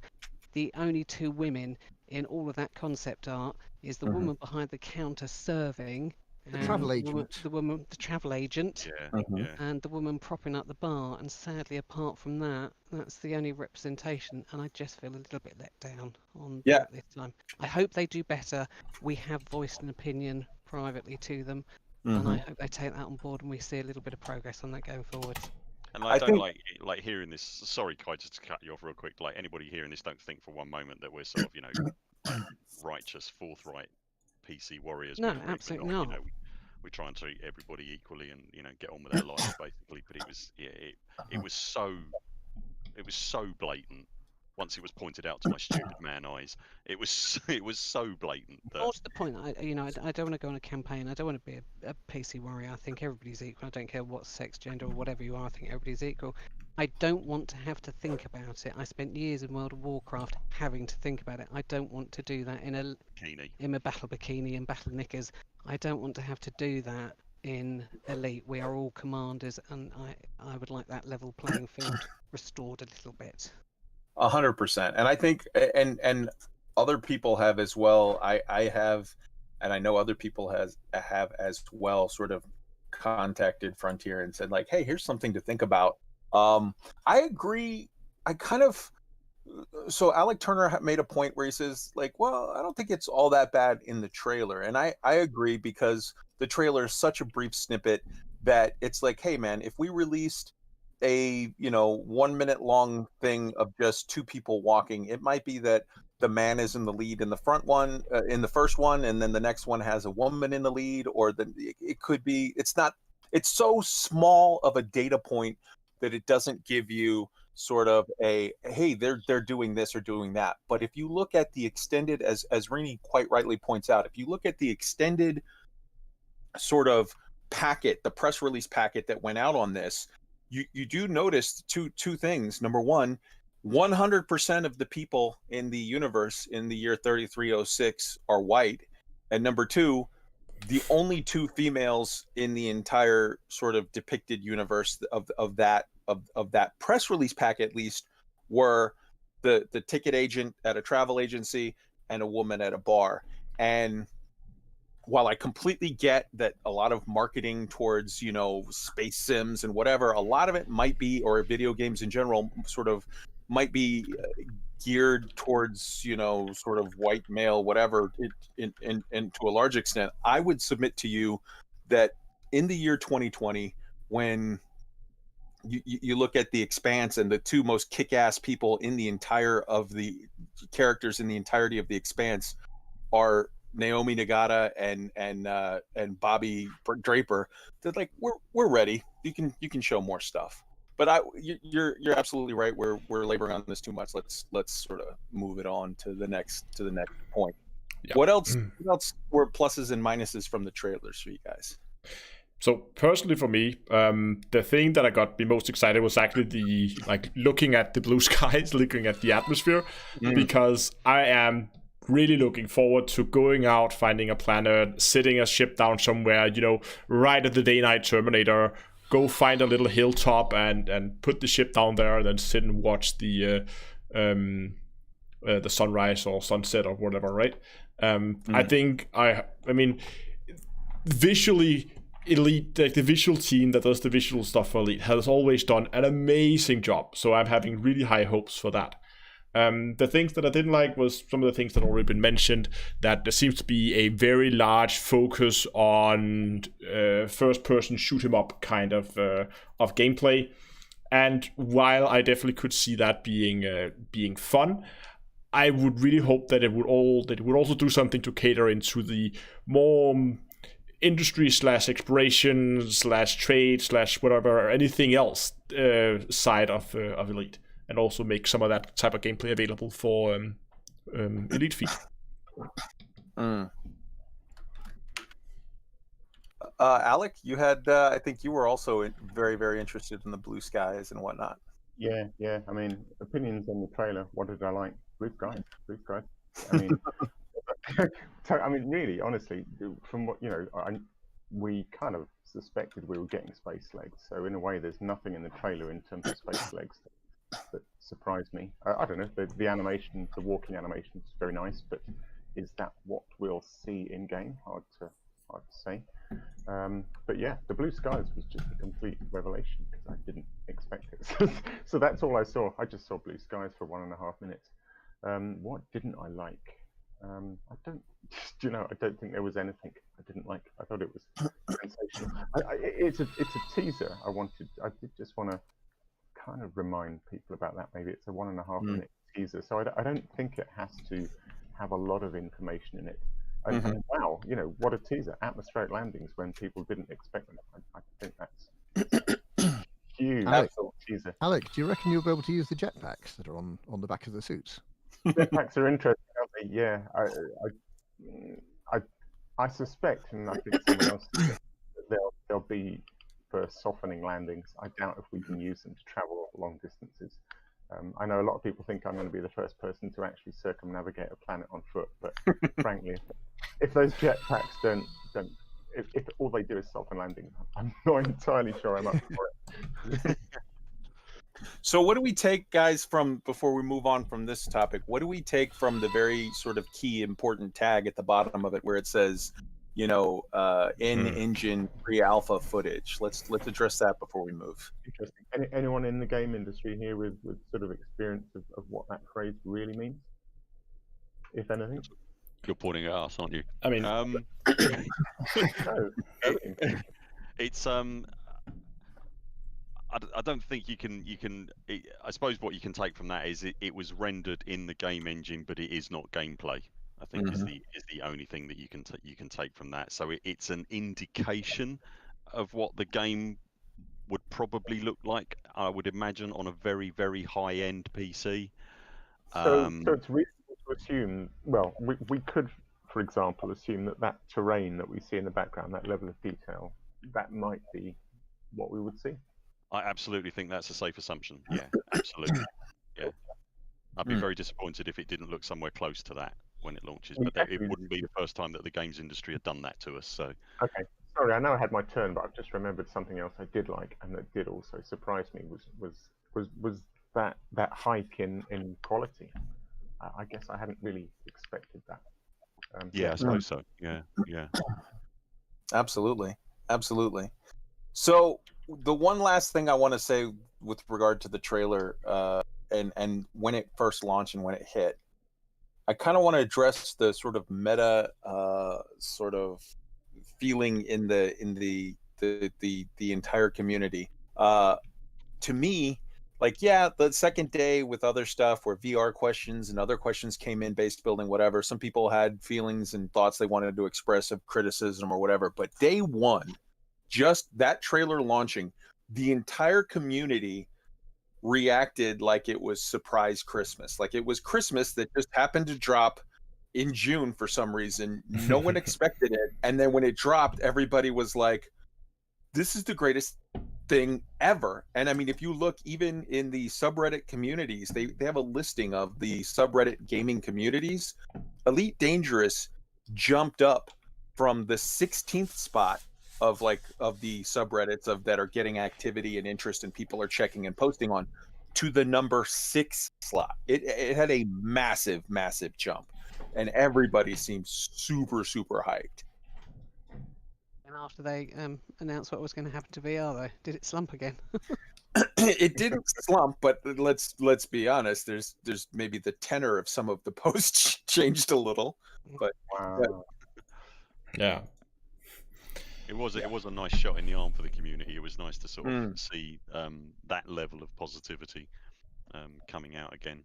Oh, there will be a backlash, inevitably, because we've got such a long time to wait. Yeah.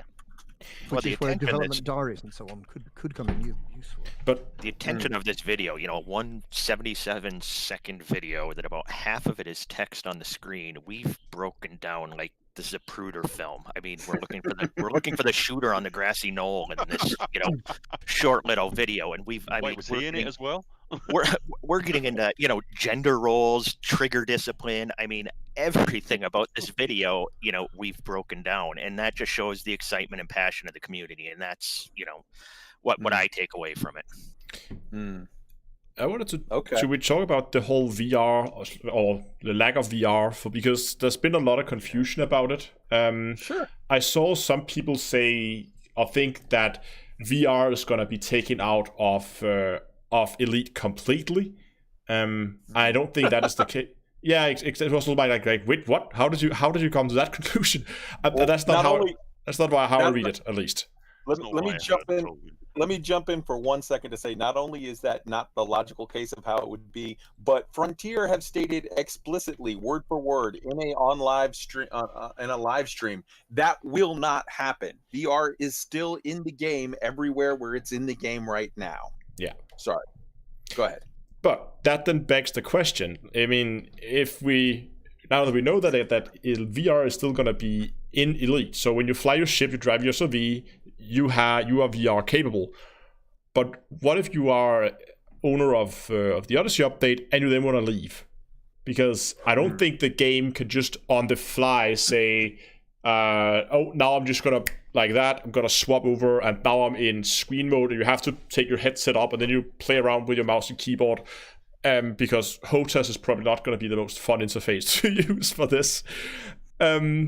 And then when you bang your CV back with the VR headset, or what do you guys think? How is that gonna work? Is it just gonna be, well, you're in VR, you can't go out of you can't use that thingy, like the Odyssey update or the Space Lakes?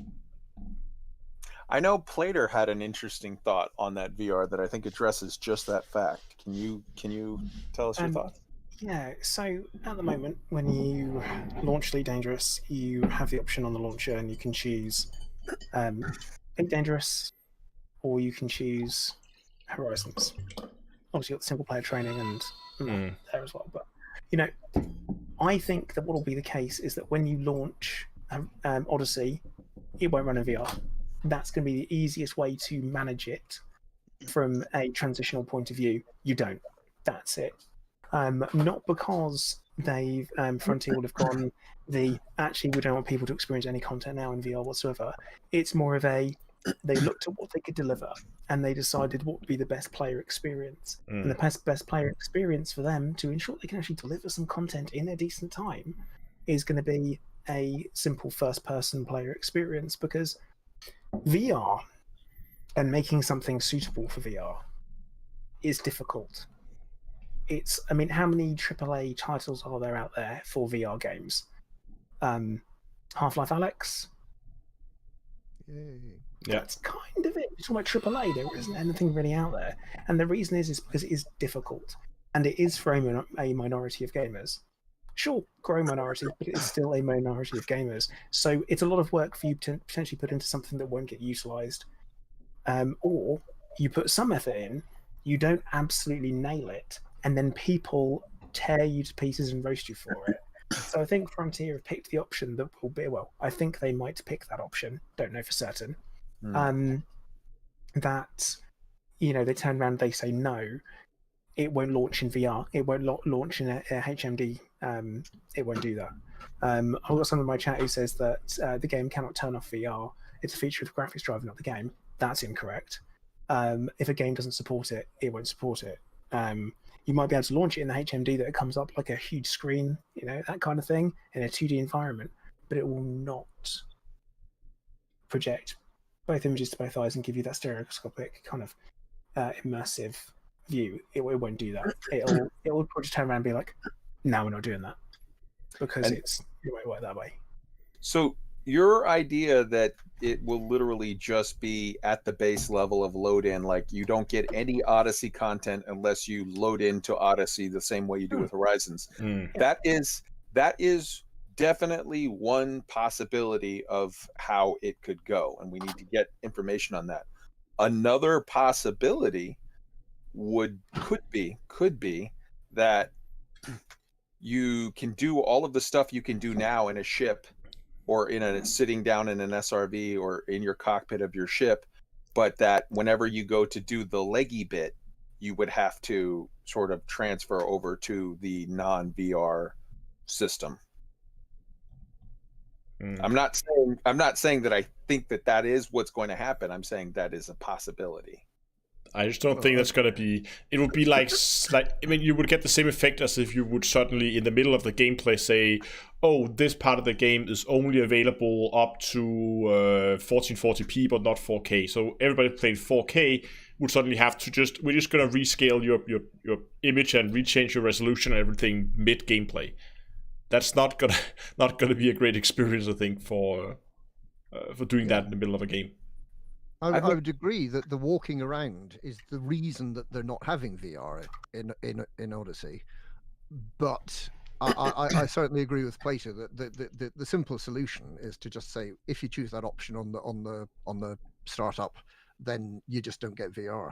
Makes perfect sense, and especially if you think that off the total number of players who play Elite, probably 5% maximum use VR. I know they're very passionate, but it is still a very small proportion of the total population of players. But then that brings up the question: do you think that non-Odyssey purchasers, non-Odyssey gated people, right, will be able to land on that atmospheric rocky barren world and get out of their ship into the SRV as they already can right now?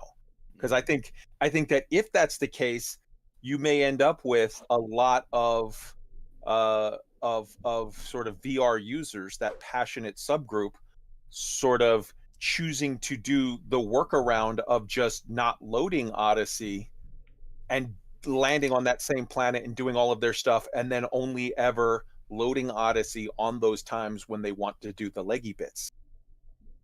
Well, that would then be a massive disincentive to buy Odyssey, which to me makes it sound like not commercial sense.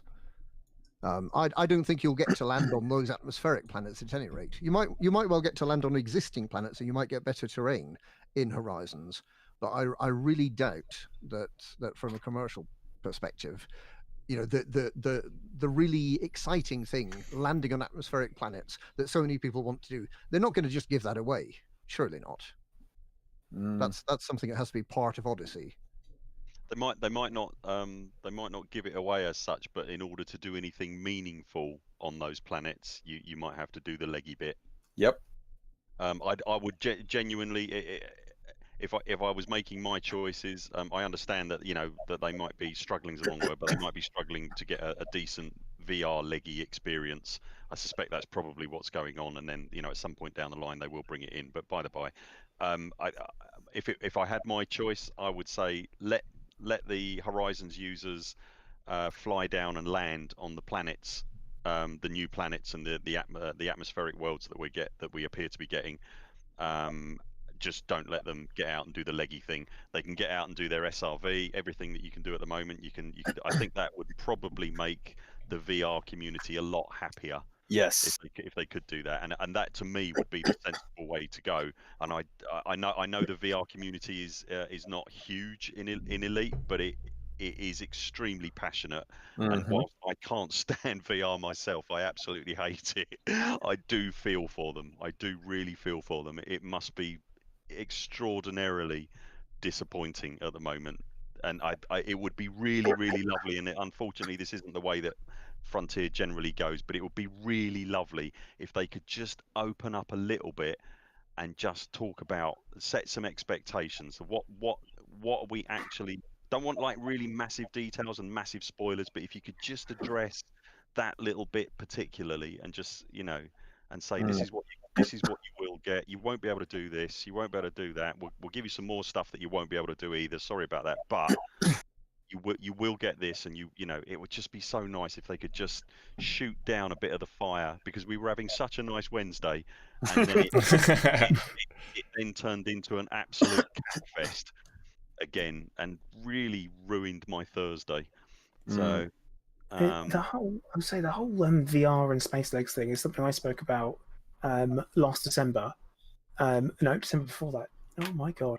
And I kind of spoke about it because, again, we'd all kind of agreed that Space Legs was coming, and I said, there's a reason why you might not want it.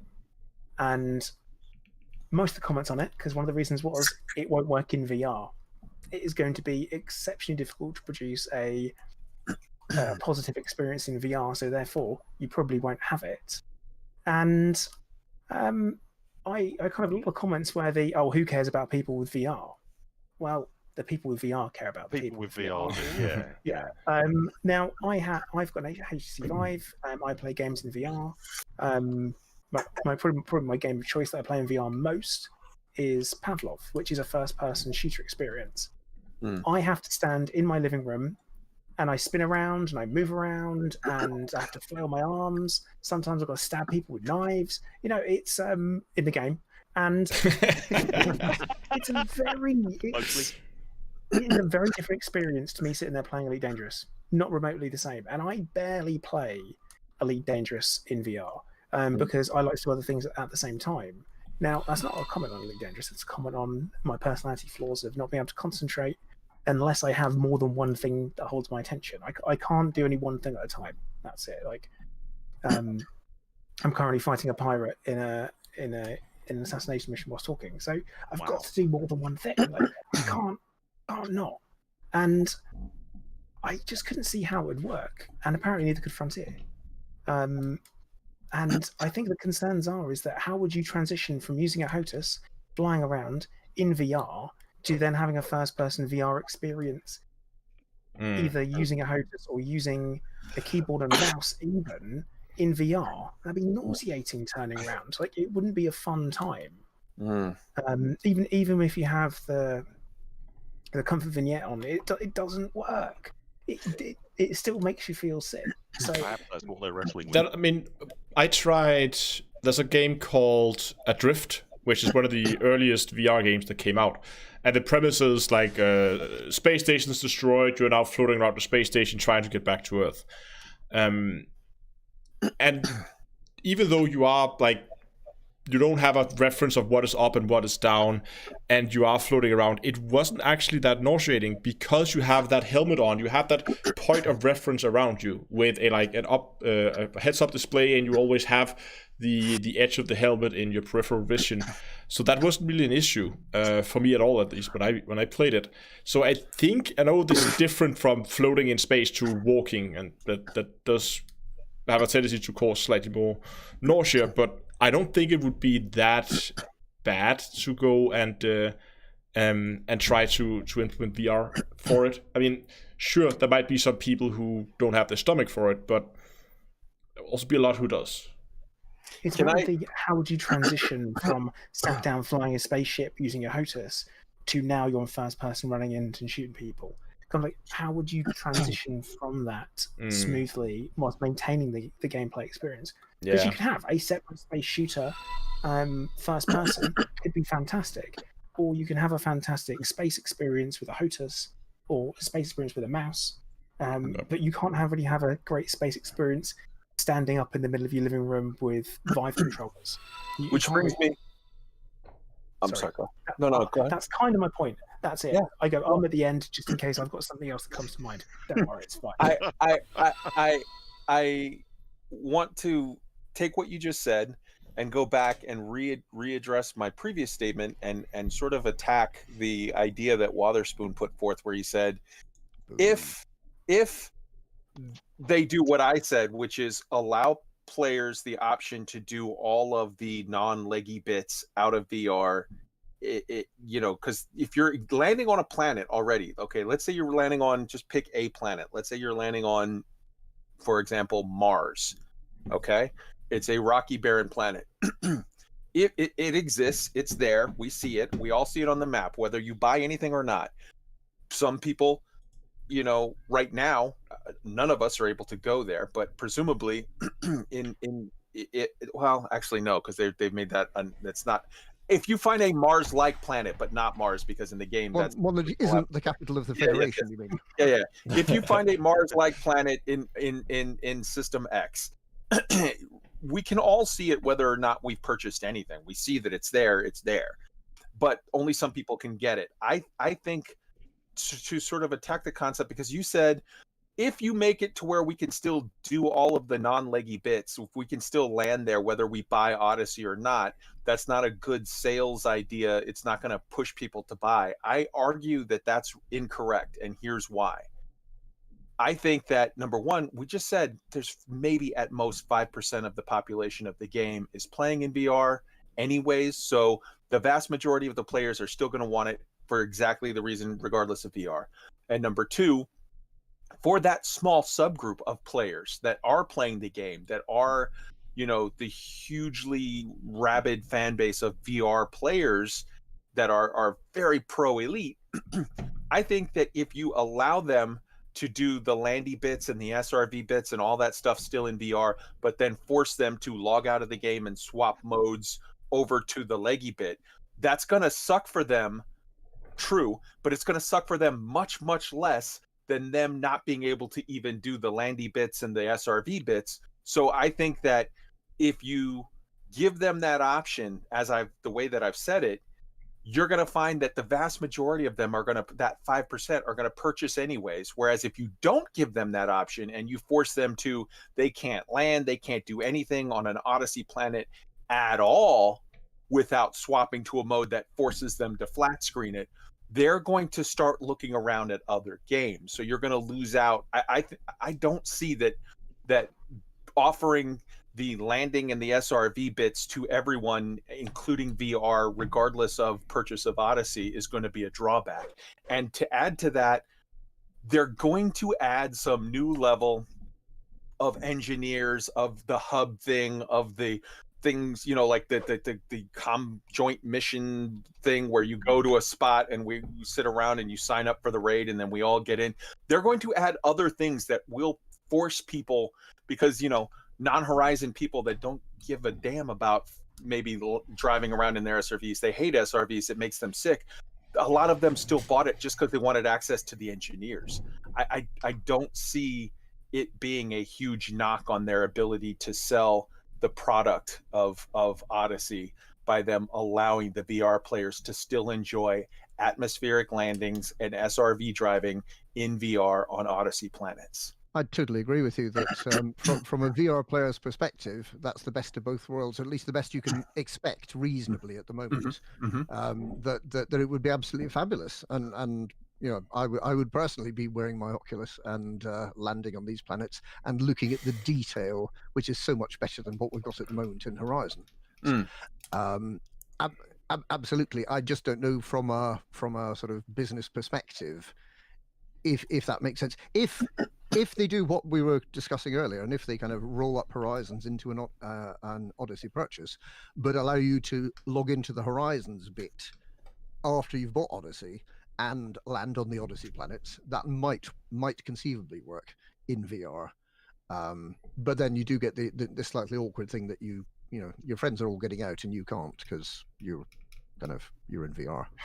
Well, then you gotta transfer. You gotta make a choice. Yeah. I think if you were to ask right now 100 VR players which would they prefer, I think 100 out of 100 would say they would rather do it that way. Yeah, I'm one of them, and I definitely would. Don't know it's going to happen, but I'd love it if it did. Quick question, which is pretty random. Sorry. Is there anyone thinking of not buying Odyssey?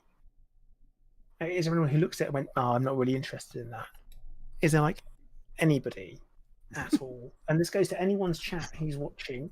I'm just interested if there is anybody. And because I think a lot of Elite Dangerous players, they're in this thing where I was like, well, I kind of have to have it now. I'm in that situation. I've got to have it.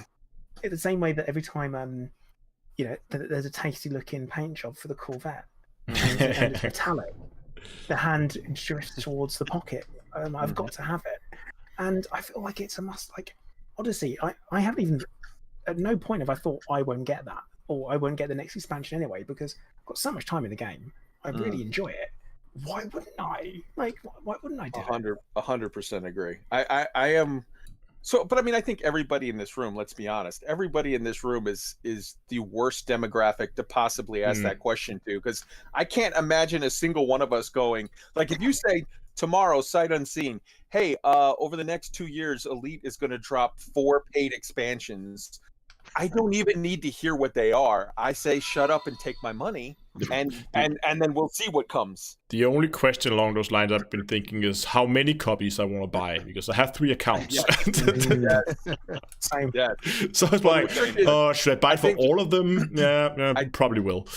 I think the trick is for most players is you buy everything for character number 1, and then characters number 2, 3, and 4 you wait for that end of year sale or summer sale or whatever sale that comes next after. Alec, you had some hot off the presses, brand new information to bring to this subject. Would you like to expand? Well, he's not here. He's had to sneak away, unfortunately. Yes, I'm so sorry, Alec. No, stupid me for not okay. So I'm gonna just read this out because he says I see no reason not to share it, so I'm gonna read this out. Stop the presses. Zach Gatanacci just PM'd me on my VR question. Can we fly ships under blue skies in VR, i.e. where's the cutoff, ? Hey, Alec, quick follow-up to your question. For now, it's too far out to confirm 100% where the split will be. We'll have more details closer to release. For now, best to assume all Odyssey content is not VR compatible. But we can share more when we get close to the launch. So there's that. No atmospheric planets for VR players. Oh, that would suck. Well, you know what? I think That's what that means. I think if we everyone here and everyone listening to this and everyone who talks to and hears about this in the future sort of make our feelings known to Frontier to say, like, in the nicest, most supportive way possible, hey, we really would prefer you to do the other way, where you allow us the stuff that you already have the tech to do, i.e. sitting in our cockpit or sitting behind the wheel of our SRV, we can still do. We will gladly pay you the money for the leggy bits and the engineers and the social hubs, but please don't.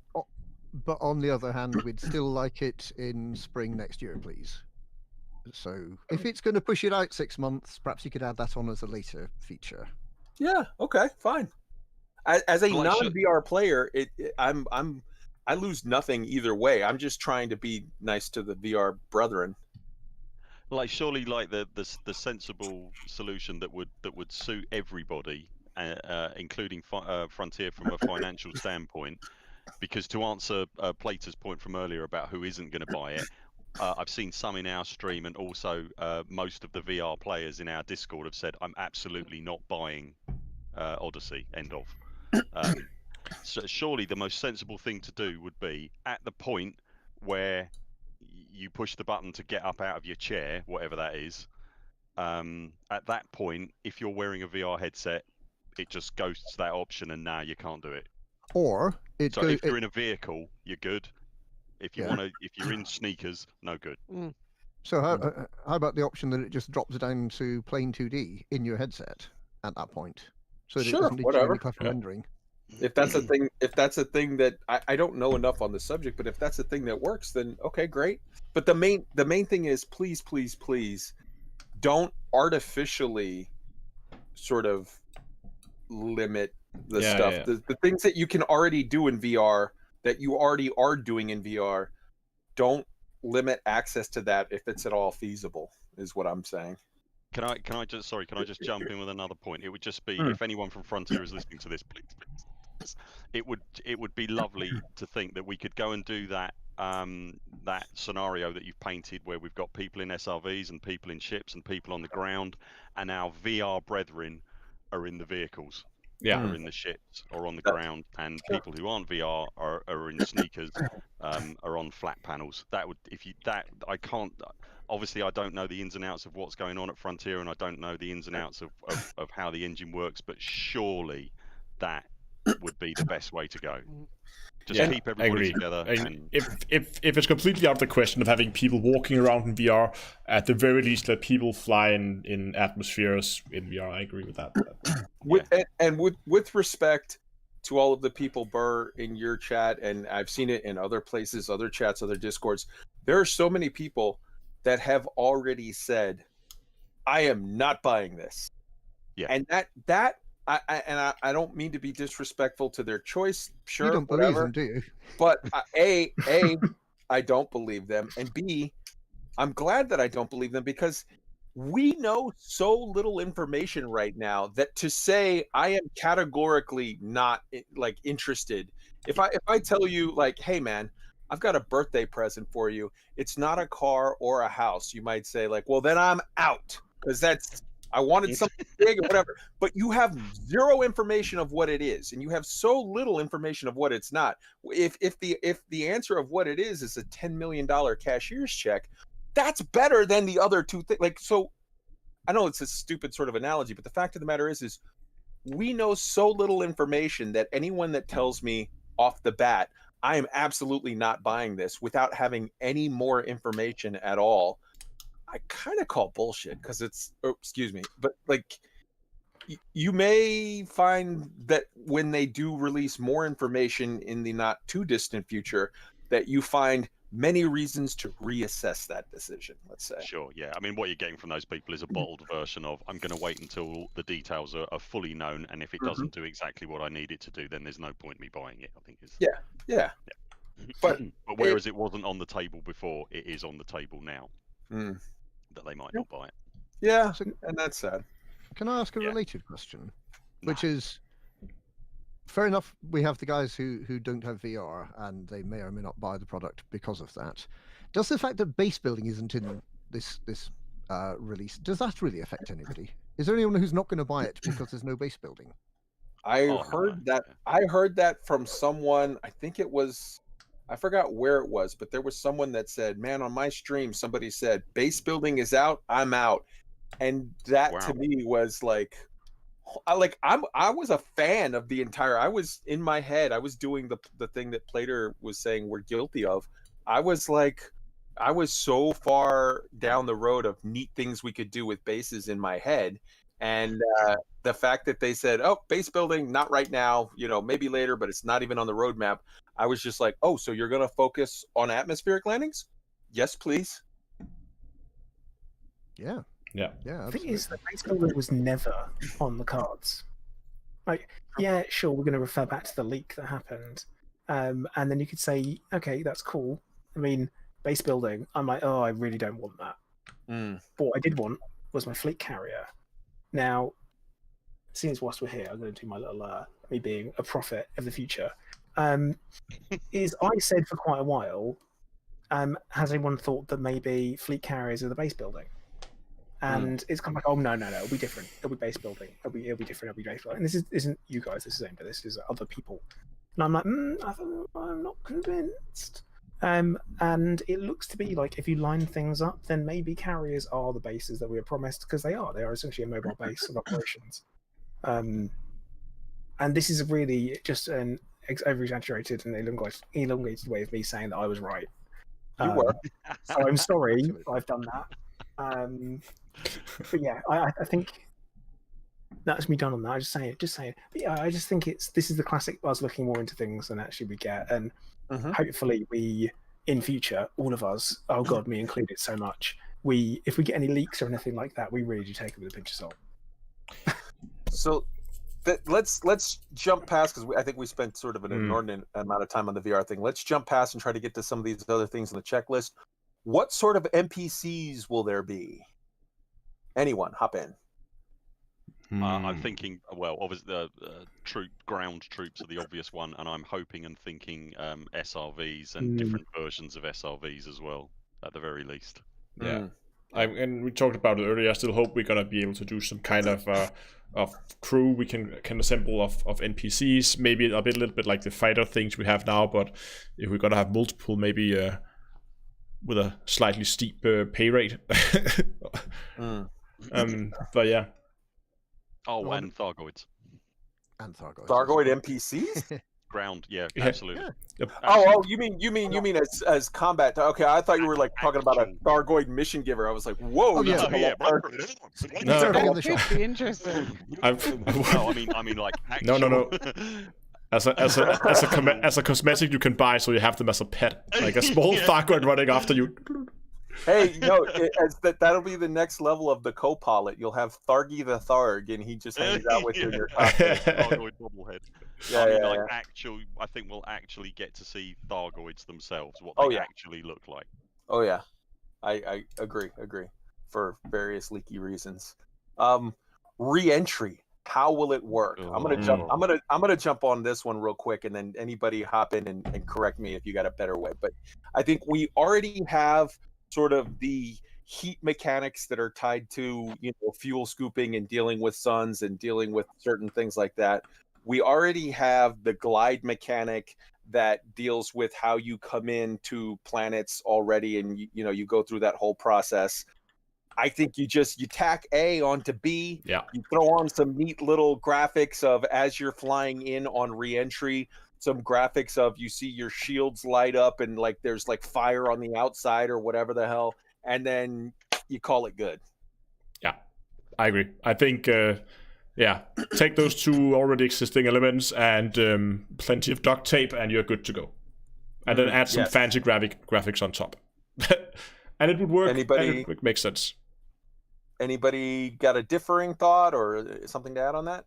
Not really. The mechanics that we've got at the moment actually sounds like you're going through an atmosphere, so I imagine it'll be very much the same. Yeah. All right. So the next item on the list, getting in and out of your ship, how will it work? So everybody give us your bets. Are you betting you click on the little drop-down menu for get out of ship and your guy just suddenly appears on the elevator coming down? Or are you thinking that we actually get up and walk around and go to the door? I don't think we'll be walking around inside the ship, if I understand No, I don't. correctly. No, I think I it's don't. gonna take, Yeah, I know. I want that, but I don't I think we'll get want that. it so bad. I know. Yeah. I don't do think we'll like get the that. idea, though, that at least we can walk up and down the steps. So you think you click you like drop down menu, exit ship, and it puts you at the top of the steps or the ramp, and then you walk down? Yeah, Yeah. That's what I think will probably happen. Yeah. Yeah. You certainly don't want a mechanical grab But dropping you like it does the SRV. Has there been? I'm picturing Wotherspoon as, what was that movie with the Woody and Buzz Lightyear? I'm picturing Wotherspoon as one of those little plushy toys in that waiting for the claw that he Waiting worked. for the claw. But has there been any official statements regarding the whole walk-in ships, walk-in stations kind of thing at all? One statement that, I wouldn't say that it was official, but there was, what was that? There was a German, I think, magazine that they said something along the lines of, we talked about it on Guard Frequency last night, about that that there would be no walking around in the ships, but it wasn't confirmed. But then Stuart GT from the Elite Dangerous subreddit posted a thing saying that the site that said that are sort of notorious as being Star Citizen fanboys, and they think it might have been sort of misinformation to just rain on the parade. But no, it has been curious, though. At the very least, it's suspect that Frontier have been asked that question since that German magazine or whatever released what they did online, that they have been very silent on the subject. Yeah. I'm pretty sure that I saw a post from a Frontier community manager in the Odyssey announcement forum thread that said it will just be on planets. You can't walk around your ship.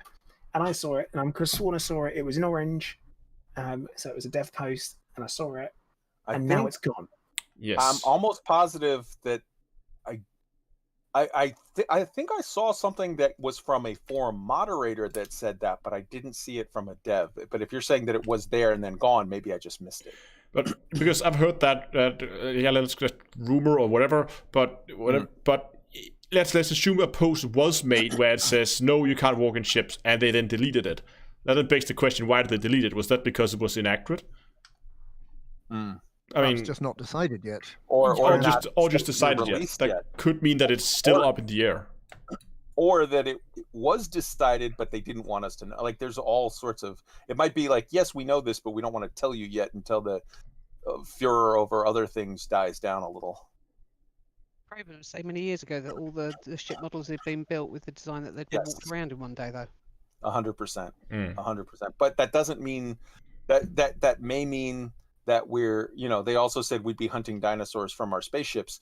It may be that it's coming, but not yet. I didn't mean that. I didn't mean that to be, a crappy comment. I just mean like it doesn't mean we're getting it today. I don't know. Yes, agree. But, I mean, I would even be happy with if Frontier came out and said, "Hey guys, listen, making this." Like designing all the interior of all the ships and all the stations is going to take a tremendous amount of work. For launch, you're getting these 5 ships and this type of station. And we're then progressively going to add the next later on over whatever, right? something like that would be completely fine with me if they did that. They said, yeah, okay, right now you can only walk in Sidewinder, Anaconda, select like 5 of something ships and 1 substation. That would be completely fine. Yeah, and then that would be a clear indicator to everyone else that it's like, okay, we're working on this, and they will continue to come bit by bit.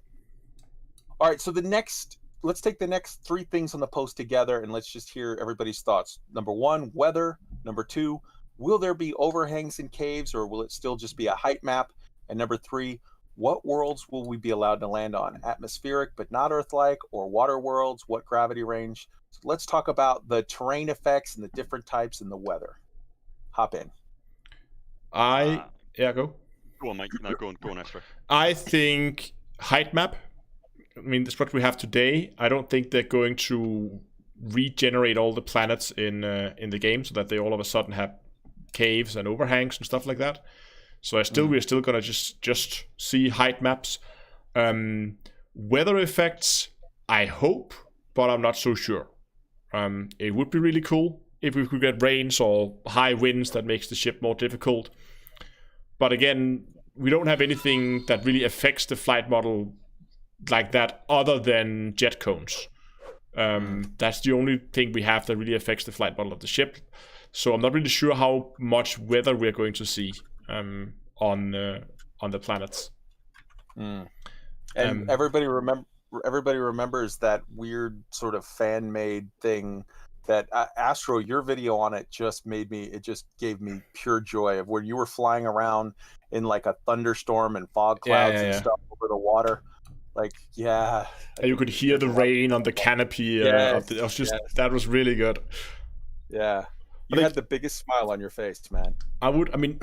Just like flying around in a cloud and just coming out of the cloud and just seeing the sun above all the clouds, it was just like, I really hope we could get that in Elite as well. I'm just sitting here thinking, I saw that video as well. I was just sitting there thinking, that was absolutely fantastic. And like you say, the rain on the windshield and the lightning and then going above the clouds and everything, that was fantastic. I'm just sitting there thinking, yeah, we're not getting that. but absolutely no way. But that could be the end of the spectrum. That it could be 2 years down the line. But if they focus on that, that could be where we end. You know? Yeah. If we're talking about just Odyssey, in January, February, March, or whenever it is, I think we're going to get very, very thin atmosphere worlds, and then thicker atmospheres and life and more life and things like that will get introduced. In a similar fashion to the way the seasons were. I don't want to sound like a doubting Thomas or anything, but I'm just setting my expectations really low. Not that I think it's going to be rubbish at all. I don't. I think it's going to be absolutely brilliant, and I'm wetting myself with excitement. Let's all be clear on that. I really, really am. Is that a weather effect? A pool of it. but yeah, honestly, I'm so stupidly excited. But I'm just trying to set a reasonable expectation. Elite Dangerous has a much smaller development team and a much smaller budget than Star Citizen. It is not Star Citizen. But this is the start. This is I think Odyssey is the start. I think people set your expectations low, and if you're surprised, then yay. Oh, thank God it's not Star Citizen. If so, we would get space legs and atmospheric landings in 2025. So can I just ask then, bro? Because I'm really interested in that. Do you actually think that Odyssey will be the same as Horizons, where it actually gets released over a 2-year period, starting with the easy stuff and then gradually building up more features? I think that I've obviously got no facts to base this on, Pete, whatsoever, so it's pure speculation. But I think that's probably what we're looking at. Yes, either that, or I don't know that they'll necessarily model it the same way as that. I'm wondering if perhaps we might get more paid expansions, but quicker. Please. So I think maybe in a year and a half, we might be talking about Odyssey for Elite Dangerous Vapors or something where we've then got clouds and we've got a bit of weather and we've got we can land on a Venus-like world or something like that. That I'm wondering if we'll get that kind of thing. And I'm absolutely dandy and cool with that. Take my money right now. I'm absolutely fine with that. Yes, please. I would so much prefer if instead of you get 2 years of whatever. I would prefer if we kind of had a set schedule of every year there's a paid content, and every year you get, you know, this and this, you know, these bits, and it's added, and it's sort of more regimented. That would be great. That was exactly what they tried to do to start with. But Horizons took a lot longer than expected, and then Beyond was needed to fill in some of the blanks. But so it all kind of stopped. So perhaps we'll go back to that. That'd be great. So there was a schedule of more frequent paid updates, was there? Yeah, I think Horizons was only intended to last for a year. Horizons was sold as a season pass, and the idea with Horizon was originally you buy the season pass, then you get all the updates that they are then scheduled for the next year, and then the plan was then there's a new season pass that would then be that would then have been Beyond. That would then take a year, and then like a year, and a year, and then like that, right? But because Horizons just took so long to deliver all the things they had promised, it meant they spent 2 years before they got to that, and I think that's why they then for the Beyond update decided to say, okay, we're going to try a different model, we're going to make it free, and we're going to try to just make it in on all the microtransactions and ship kits and paint jobs and that kind of thing. So I would be good. I think if we see, I think they're going back to something similar to what they did with Horizon, but I think we're going to see a larger percentage of the content being released right at the start. I don't think we're going to see like 25% at the start and then 4 big updates over the year, each with 25%. I think the majority of the content is going to be in the first one, and they might do small additions over the year. So on these 3 points, weather, yes, I think we're absolutely going to get it. Not on Odyssey launch. I think it's going to be, that's the back end of the spectrum after you have full Earth-like worlds. Overhangs and blah blah blah, or height map, I think it's just going to be height map for now. Worlds will be allowed to land on atmospheric but not Earth-like, or water worlds. What gravity range? I am staking my bet right here that it's going to be rocky barren worlds, atmospheric rocky barren worlds, and ice planets, or atmospheric rocky barren worlds and scoopable gas giants. And then we're going to have to sort of start down the spectrum over the next year, 2 years, whatever. What, to more sorts of worlds? Yeah, I think, like I said, the types, I think you're talking about rocky barren, gas giants, ice planets, Earth-like worlds, water worlds, and then absolutely last, because it's going to be the most difficult to do, is Earth-like worlds, and then absolutely last after that would be weather effects, fauna, and megafauna. Yeah, I see that Welsh Gamer 2012 has put a question in about Jurassic World. If it uses the same engine, which it does, presumably it's possible to have flora and fauna already. And yeah, I think that's right. But presumably the Elite Dangerous people want to do it right, because if they get it wrong, they're going to be stuck with it forever. So it may take them a little bit longer to bring it into the game. It would also, be in with that as well is that Jurassic World, everything that is already there when you log into a game or you start a game is handcrafted, and they're very small play spaces and very quick to do. But an entire planet wouldn't be done like that. You'd have to procedurally generate, especially not just one planet, multiple planets, multiple systems, and so on. You would have to have some element of procedure generation, and the weird stuff that could pop up with caves could be absolutely insane. So I don't think they would use quite the same thing and have that.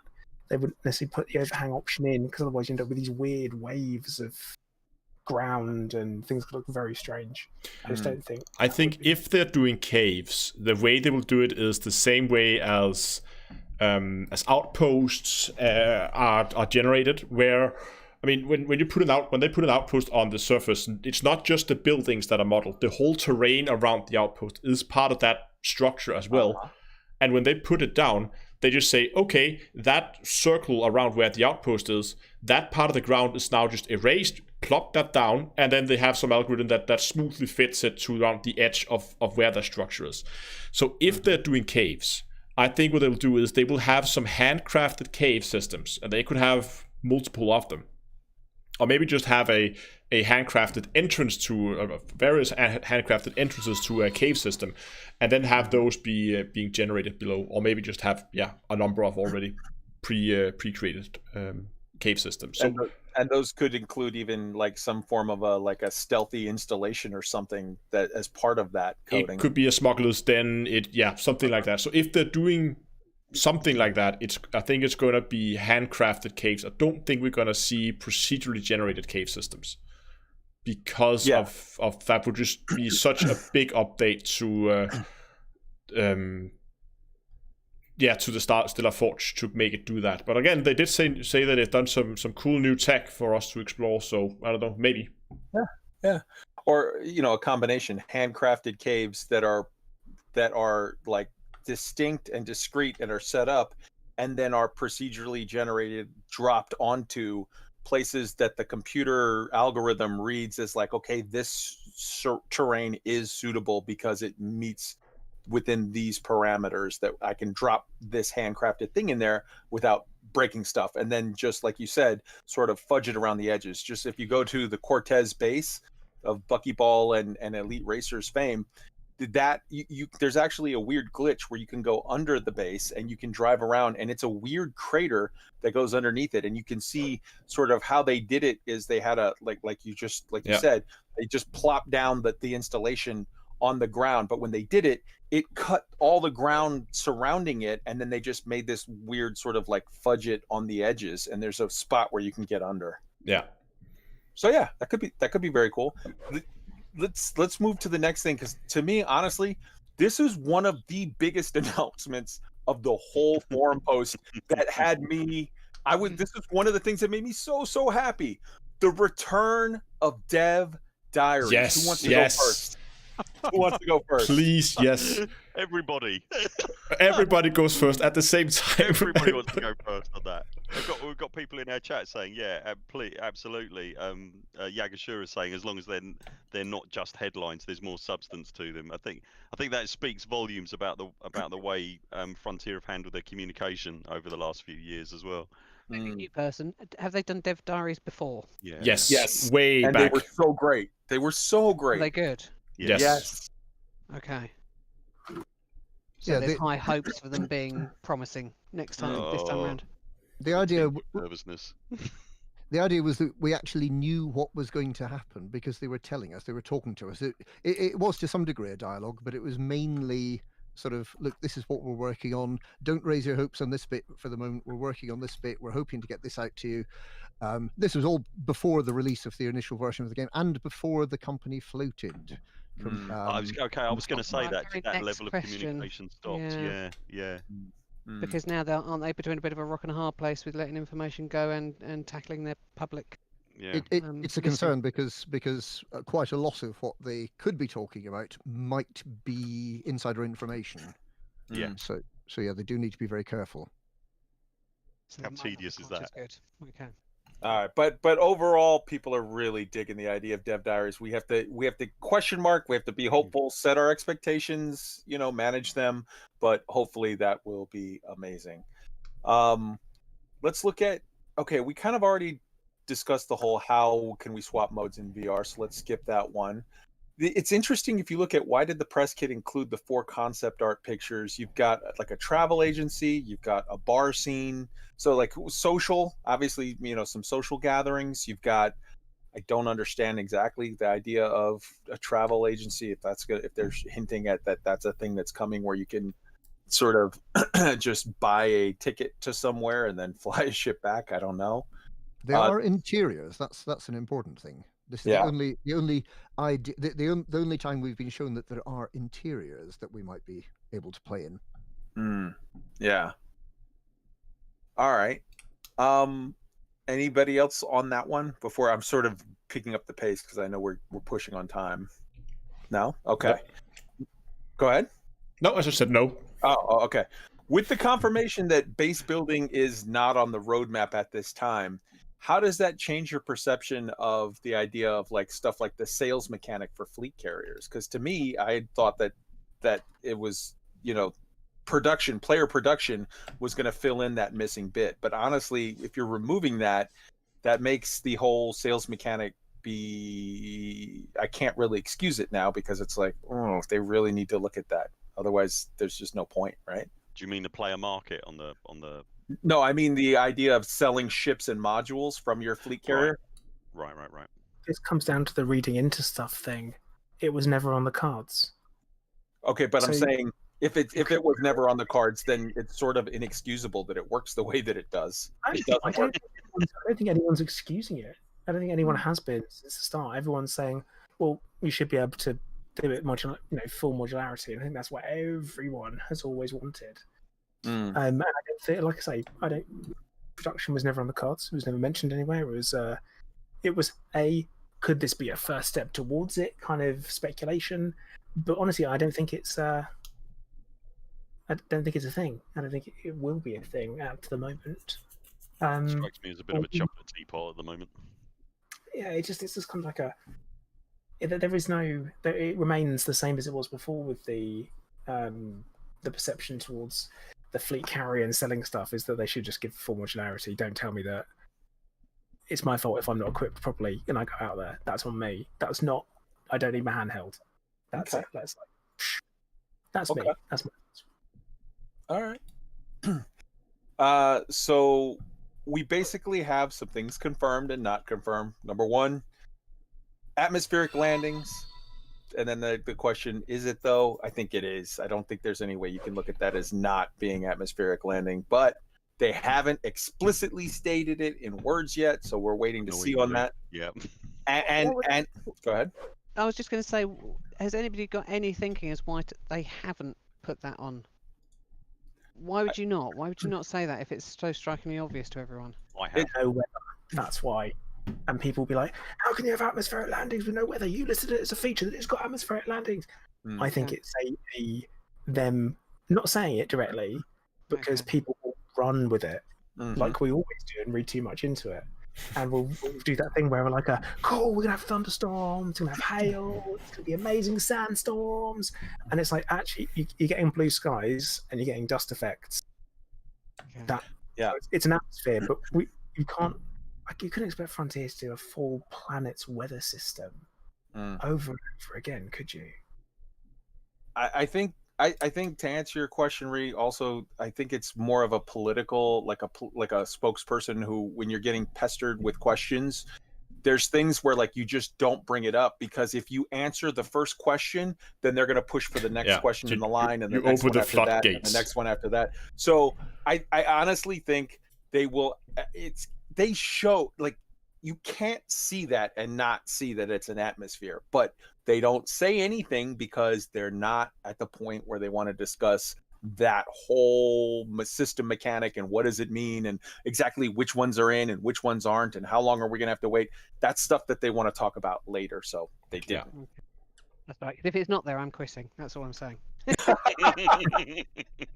All right, so confirmed legs, obviously. Not confirmed, hinted at, hoped for, but not yet confirmed is anything else as far as like mining on foot or doing trade on foot or different types of industry. Just basically the only thing that you can really say is confirmed, and even that wasn't explicitly confirmed, but the fact that every 100% of the people you see walking around are carrying guns, that kind of hints strongly at pew pew. So yeah. Unless that was really peculiar looking science equipment. We used only science with guns, didn't we? We had no scouts. Yeah. Quentin, bring forth the telescope. So with a trigger. What we've just stated is, guns and equipment with obvious upgrades like that for sure is going to be, it's different. They weren't all carrying standard phaser pistol. They all had different guns. They all had different kit. They all had, and that tells you, there's going to be, and plus what they posted, there's going to be upgrade options. There's going to be whatever, and then also there's going to be a whole variety of, get your livery here for my pew pew is purple, mine is yellow, mine jetpack shoots out, fart noises, whatever, and it costs X amount of arcs to get your thing to do whatever. What they didn't confirm at all in any way, and it's been conspicuous, is walking in stations or on ships. They did say social hubs, but they didn't define what those social hubs are. So those social hubs could be an entirely new thing, and it could be that we never are walking around in a Coriolis, or it could be that we are going to be walking around it and they just haven't told us about it yet. Can I just leap in with a small point of accuracy that's got absolutely nothing to do with what you're talking about? Sure. Commander Karen has just pointed out in our chat that the statement regarding base building was that base building is not on the roadmap. Not base building is not on the roadmap at this time. Quite an important distinction. Yeah, that's true. It's not on the roadmap, but I would counter that by saying that that statement was made at this time. For all we know, it could be added to the roadmap a week from now or a year from now. Like, well, I don't know that they said at this time. They didn't. They didn't. Quoted those words at this time. I don't think that was used in regards to base building. Fair point. All right, so we've got. Okay, missions? What do you mean when you say multi-arm? Yeah, missions. So what I mean with missions is, well, pretty self-explanatory. When I say multi-arms combat, what I mean with that is, they have that sentence where they say that commanders, SRVs, and ships converge. So it seems like you're going to be able to do some kind of combat or some kind of content at least. Where you're going to be able to both have people playing on foot in SRVs and in ships, and actually maybe have some meaningful things to do in all those vehicles. That makes way more sense. You're talking about an integrated assault. When literally, I was just looking at it like thinking, like, were you thinking there were just going to be one-armed men running around? As soon as I know what he's talking about, but as soon as I read that, I just see a commander with like 8 arms running around. Octo commander confirmed. Grief. Which I'm well up for, by the way. You have to do missions for the Thargoids and then buy it with arcs that you get the multiple arms.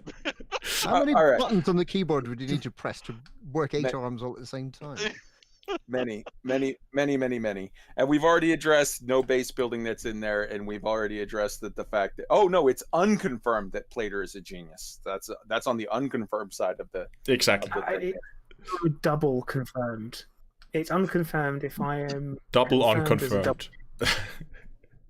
confirmed. I don't know what that means. As a genius, fair. I'm going to say yeah, it's confirmed.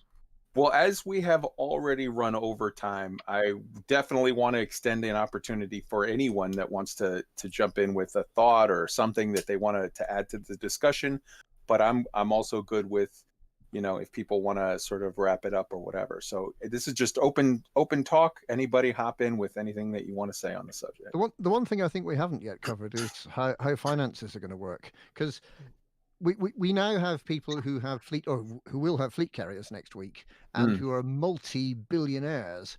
And once you get down to the planetary level, you're talking about buying weapons that are going to cost a few thousand credits.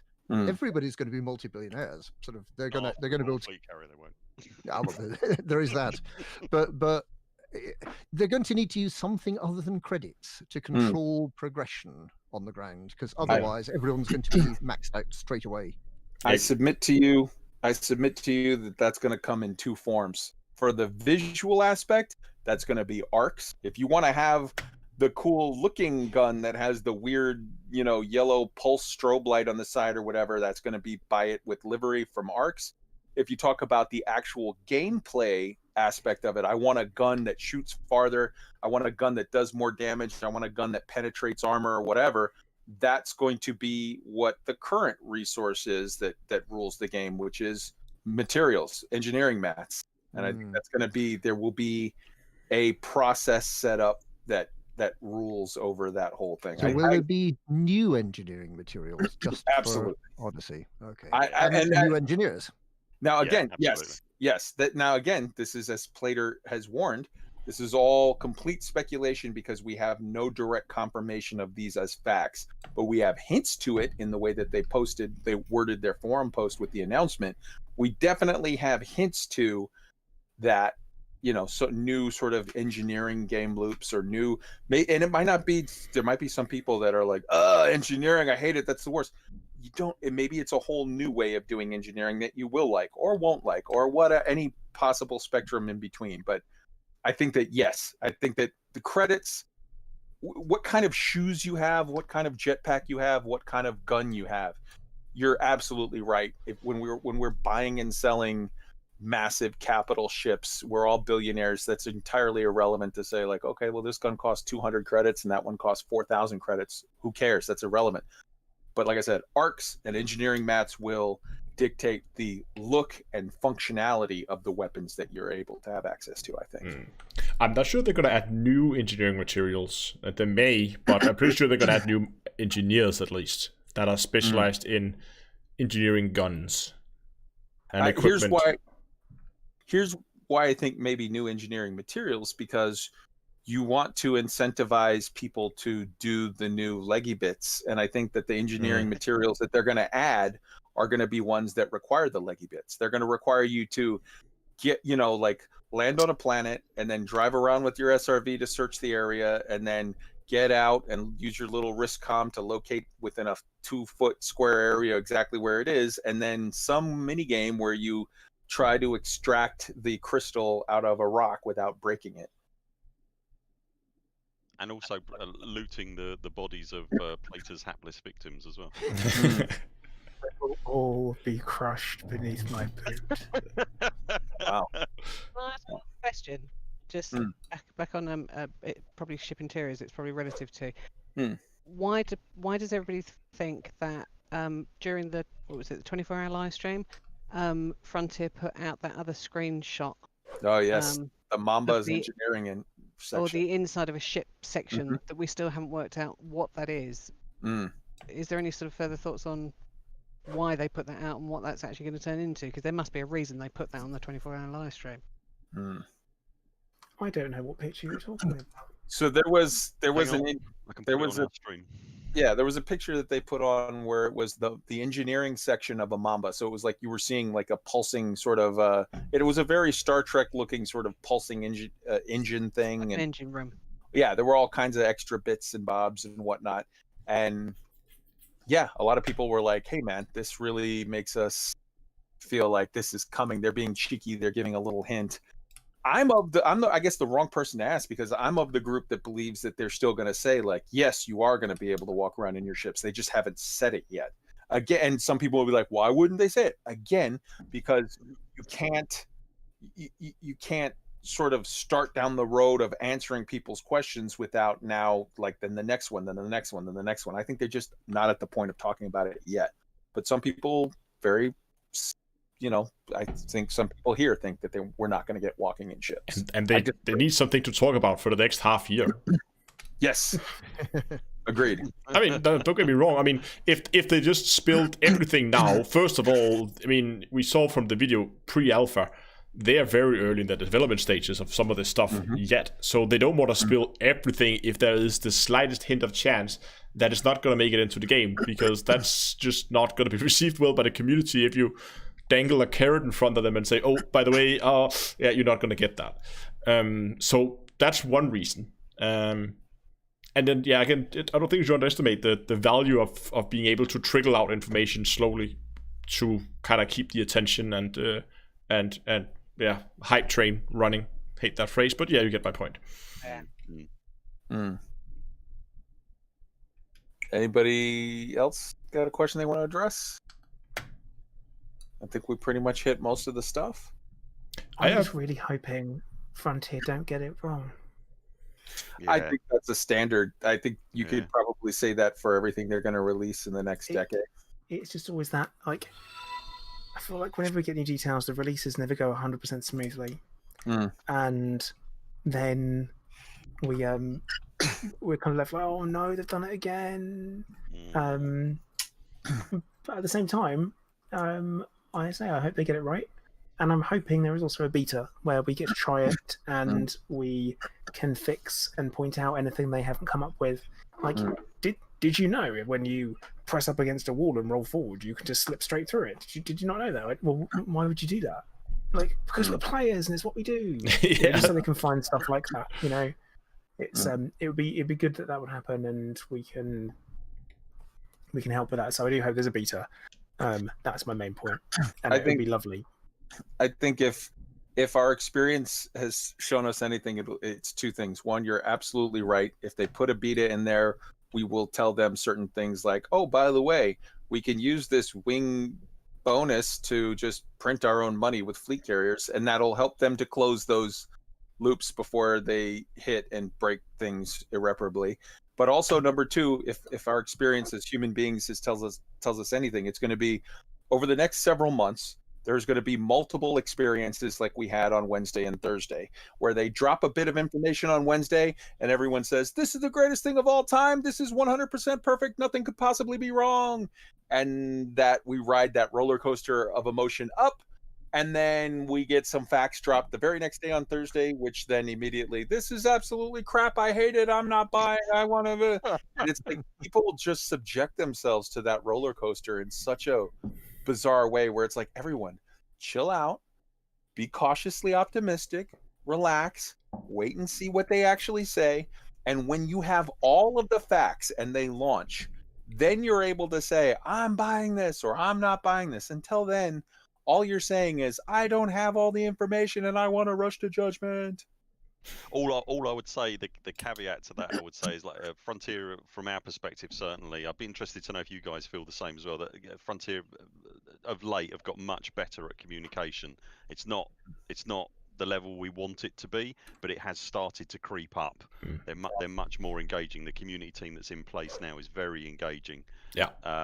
Which is not something I'd seen before. And I hope that going forward, they're able to.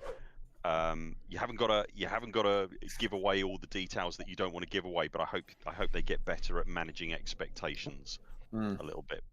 I'd really like to see that happen. It would get rid of a lot of the fire and the heartache that people get from it.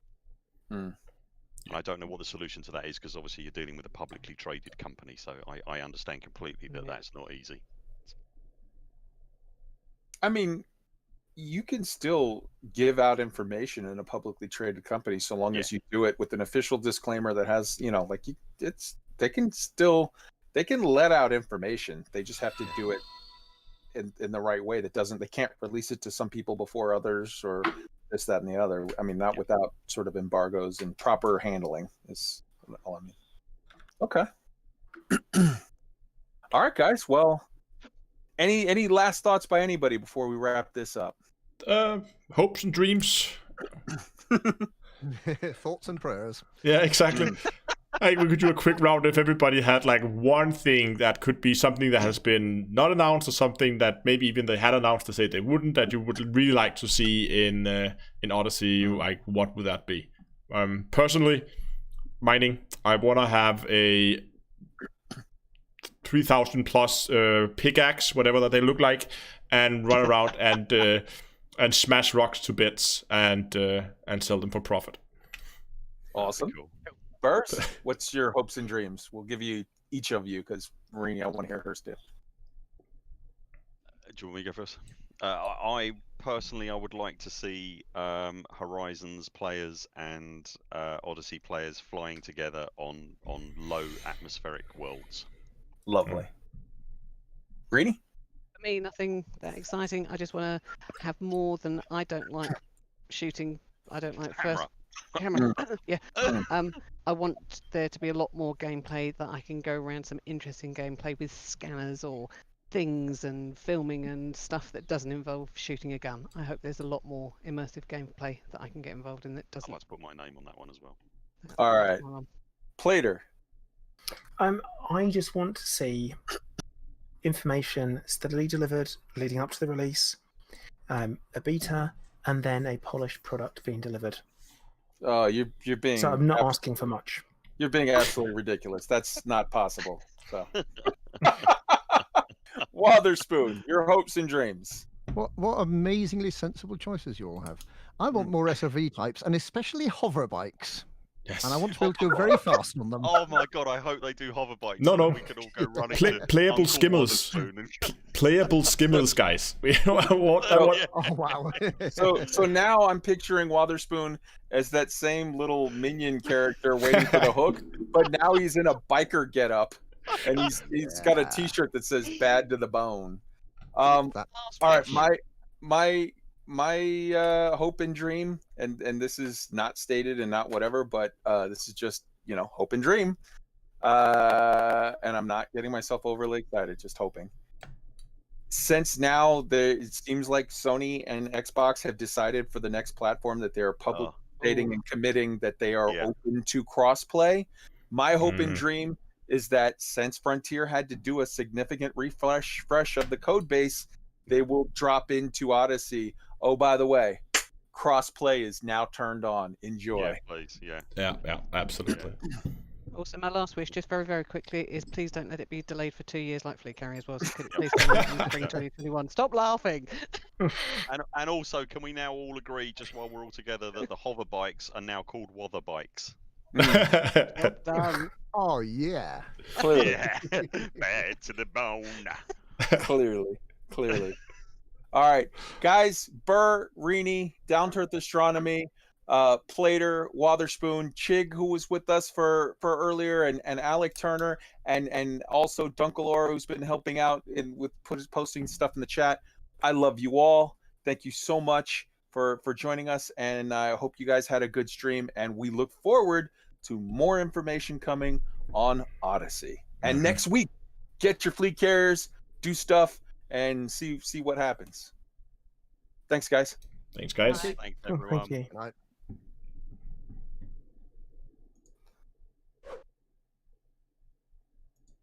There we go. I'm out of the chat. Perfect. And I have a lot of PMs on Discord. I'm going to look into those in a second. Let me just really quickly here get my setup back to the usual streaming setup. There we go. And remove that one. Okay. So that was the roundtable for this time at least. There will probably be more of them. I'm going to be online for about 5 tons of low temperature diamonds, and just want to use that to talk about you guys. I know there was a lot of questions in chat. We didn't hope we managed to get around a lot of them with the topics that we set up. But if not, feel free to post questions if you want to, and then we can hopefully look into. We can try to talk to them, is what I'm trying to say here. I'm trying to fly a ship and read chat and everything at the same time.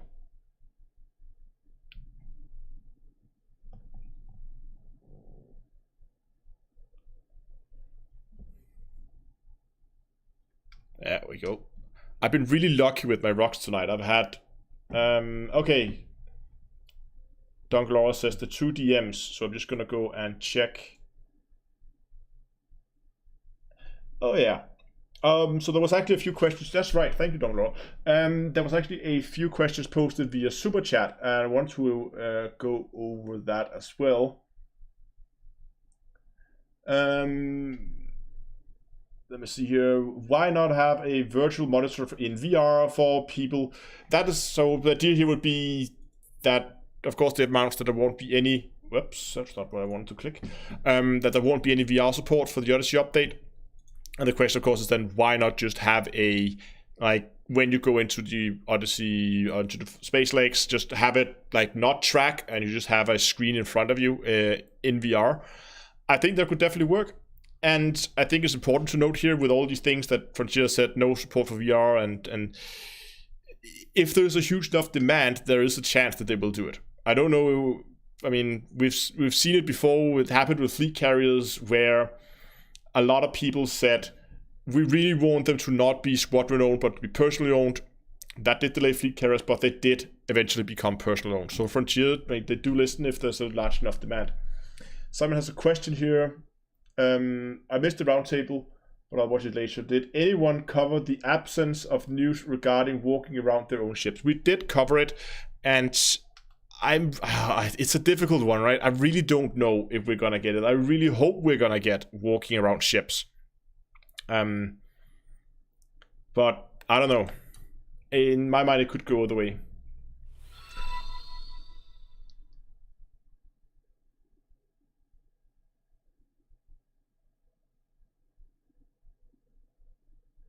Yes.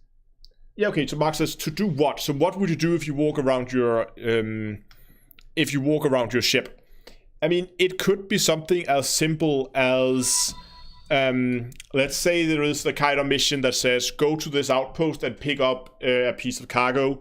You then like physically pick up the cargo thing, you put it in, you walk into a ship, you put it down in a storage area, and you walk up to the cockpit and you fly your ship away. Sure, that's not a whole lot of things. I mean, I get your point. Like, why would you walk around your ship? I mean, what is there to do in there? Exactly, as Simon said, the answer is immersion, and I could see this being a great addition to the game. Though I can also see that it doesn't add a whole lot of new gameplay. It is one of those, you know, when you walked around your ship once and you've seen, oh, I'm out of limpets. Oh, 190 tons, I'll take it. Like once you've seen all the inside of your ship, that's kind of it, right? I mean, then there's not that much exciting things to do. But again, as Donald said, I've been playing some Star Citizens here over the last couple of weeks, where they do have the option to walk around inside ships, and I actually find I enjoyed quite a lot. I like, even though it might seem silly, but I really like, you know, getting out of my seat and walking back to the hatch at the back of the ship, just to like get out and sell my cargo or whatever I'm doing, right? I've actually really enjoyed that. Been enjoying that. I get this system name. So I can definitely see your point. Like, what are you going to do inside the ship? Let me just quickly get my destination set here.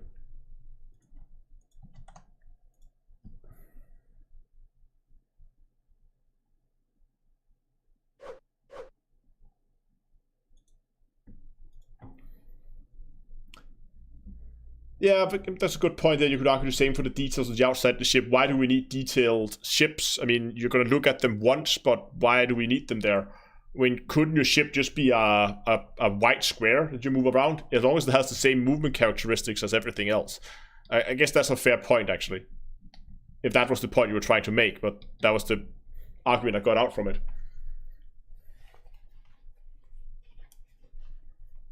Can you walk around ships in X4? Yes, you can. X4 has actually done a quite interesting approach. They kind of had the hybrid, right? Where you can walk around some areas of the ships that are then connected by elevators. That's at least the way. I mean, I only played it right after launch, but back then, some of the larger ships, the way they worked was, when you have large ships, was you had like a cockpit. You could walk around the cockpit in that area, and then you could take an elevator to various points in the ship. That could be docking hangar or whatever, cargo. That it could be a way to do it where you wouldn't necessarily have to model every single stair, every single door, something like that. But you just say, oh, you can now take this elevator to another part of the ship, and then you have small separate compartments. That could work. I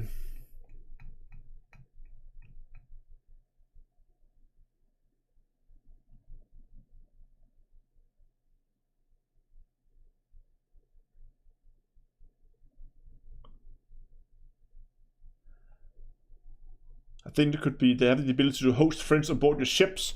I mean, we kind of have it with fleet carriers where you can move people around in the fleet carriers, but if you could have people actually walk into your ship and then be ferried to a location, I could see that being a thing.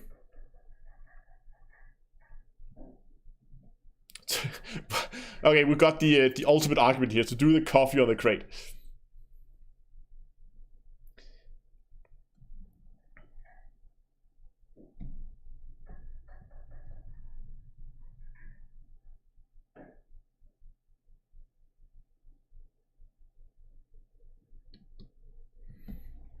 Battle damaged megaship in Daycat.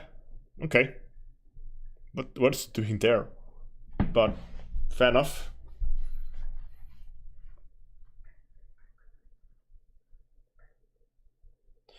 Okay, so Mule has a good point here. I don't want stuff in the game that slows down the game for the purpose of immersion. Well, you would, I assume, still be able to do everything you wanted to from your cockpit seat. Everything you can do today, you can still do from your cockpit seat and have control over that. That would, of course, it wouldn't make any sense to change that.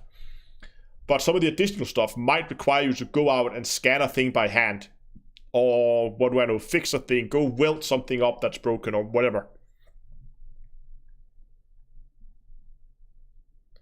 And maybe the interiors could be changed. It could be like, yeah, you could buy different cosmetic items and put inside the ship. I don't know. Yeah, that's a good point also, Simon says. Simon says. And that if you just spent 20 minutes exploring each ship, that's 10 hours of gameplay. Yeah, that's a fair point. Have they changed the price of the services of the carriers? That depends compared to what. There was some changes compared to the beta 1, if that's what you're referring to.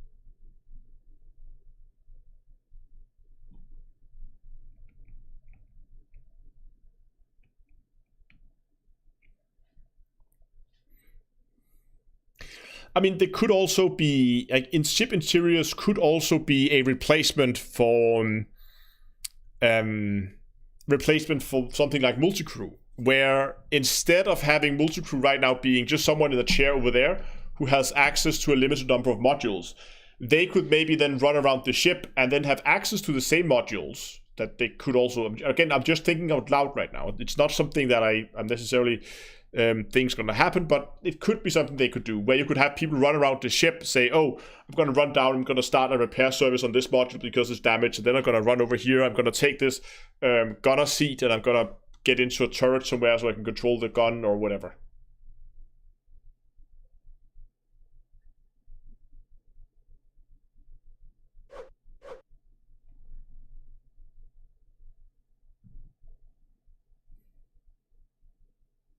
I could definitely see there being some activities you could do with ships interiors. At least it's going to, at the very least, it's going to expand the options that you would have. But again, I think much more, what I would much rather see, I mean, while ships are fun, and it would be fun to walk around the ships, I mean, stations would be, I think, a lot more interesting. Being able to walk around the stations and see the station interiors, and especially because the stations in Elite are so varied. But again, the question of course arises, what are you going to do there?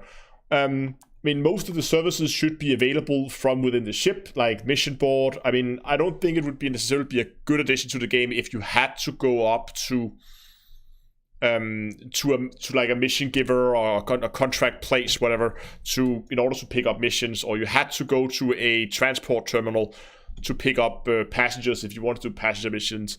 I mean, I hope we will still be able to do most of it from the cockpit. But what could be really nice was if I wanted to go out and say, oh, this station has a lot of passenger missions, so I go to a passenger hub and it's full of NPCs, or something similar. Or if there's no passenger missions, there's nothing. Let me see if I can keep up with some of the questions here.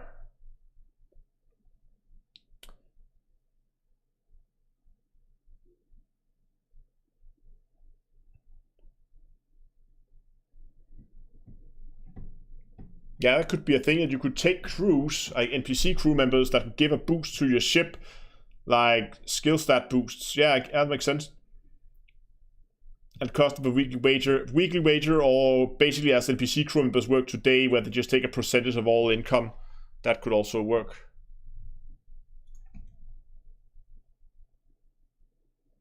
Social areas to meet other commanders. Yeah, also. Yeah, gun reviews, so you could go and check out your weapons, you go check out your equipment, take it to a shooting range to try them out before you buy them. That's also a very good option. There are plenty of good ideas in chat right now.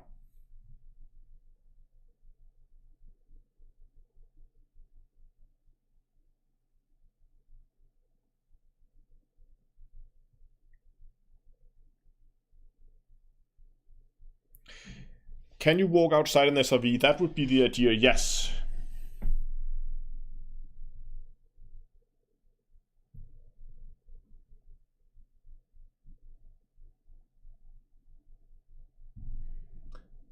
ePilot 007 says, yes, there will be walking in interior and stations, but it will be later. Is that a confirmed fact, or is that something you hope?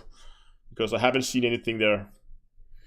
Warrenstein, first of all, thanks a lot for the super chat. Said it would be cool if we could pirate someone and board their ship, then steal the whole ship after murdering the commander. They would pay their insurance to get the ship back, but I get a new ship that I could sell for a profit. It would definitely be a thing that would be very welcomed by the PvP community, I think. Or at the very least, if you could use that to run in the steel cargo, maybe. Oops, I should remember to request.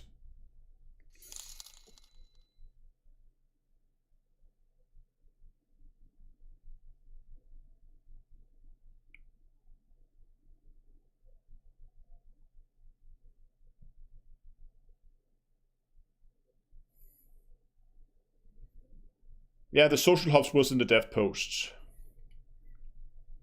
Hold on, I need to pay attention to...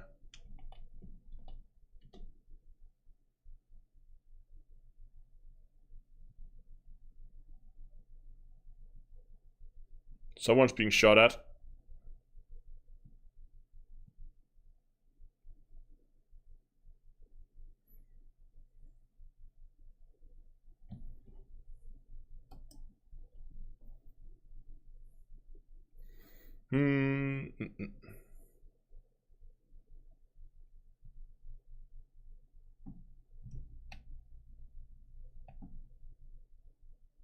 There we go.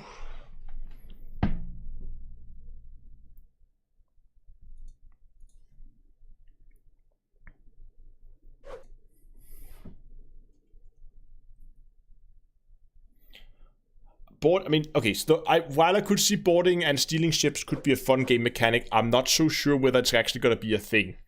I mean, if we look at it today, I can't drive up to another commander's ship in my SRV, and then board it and fly away with it. So why would they add that, and why would that be different with space legs? I don't know. I mean, yes, boarding actions, maybe, I don't know. I don't think it's going to come, boarding actions, but if it does, I think it would definitely be well received.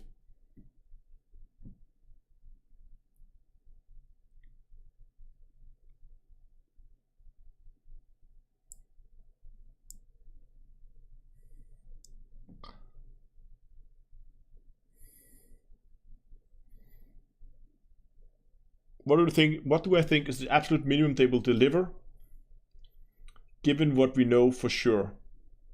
Facts, not expectation. That's a really good. That's a good question.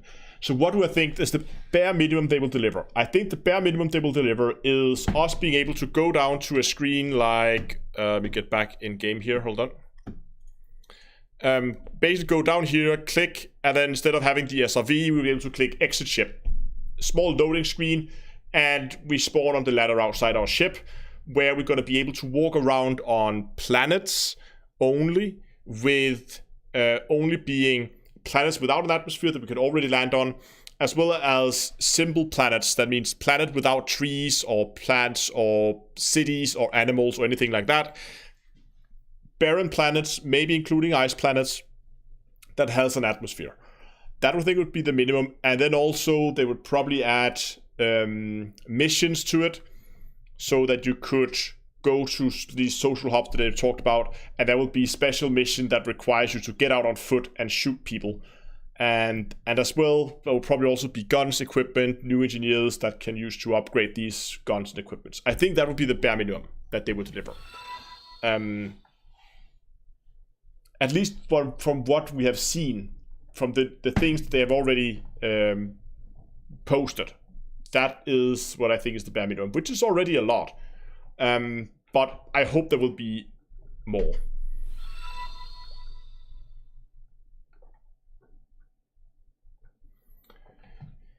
But then again, it's just a slow-moving SRV called Lex. That is true, apart from that, like, I think some of these surface outposts that you can currently only drive up to might actually get an interior. So you have to walk inside these surface outposts and surface settlements to pick up something inside, to scan something, to destroy something, whatever, right?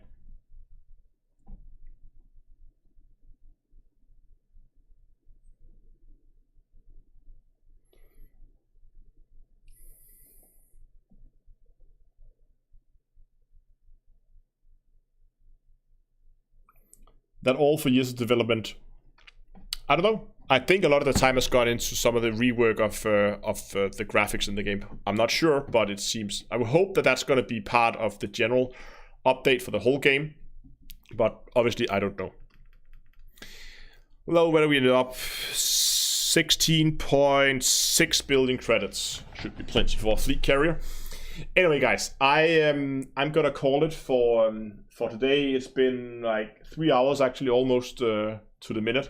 So that's gonna be it for today. I really hope you enjoyed today's live stream. Hope you enjoyed the roundtable. There will be plenty more roundtables.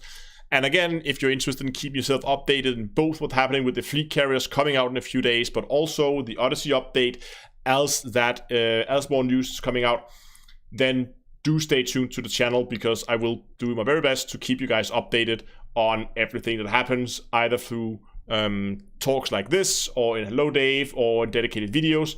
Lots of different options. In the chat, you will now find a whole host of links. There will be a link both for the Commander's Toolbox. There is a lot of good tools and guides and tutorials and stuff over there. You can go check it out. You'll also find links for Discord, where you can join the community. I'll probably be hanging out over there after the live stream, when I just had a bit of a chance to get up and stretch my legs, but then I'll be over there. And there are also links for Streamlabs, for one-time donations, Patreon if you want to support the channel on a more monthly basis. And of course, everything that goes in, either through all the lovely donations you guys have given today, or through Patreon, it all goes directly to buy camera equipment and lights. So obviously a lot of it had gone to the studio rebuild I did recently. But yeah, if you haven't done already, please go down and give this stream a like, and subscribe to the channel if you're watching on YouTube. If you're watching on Twitch, go down and hit the follow button. Thanks a lot for watching, and until next time, I'll see you guys in space.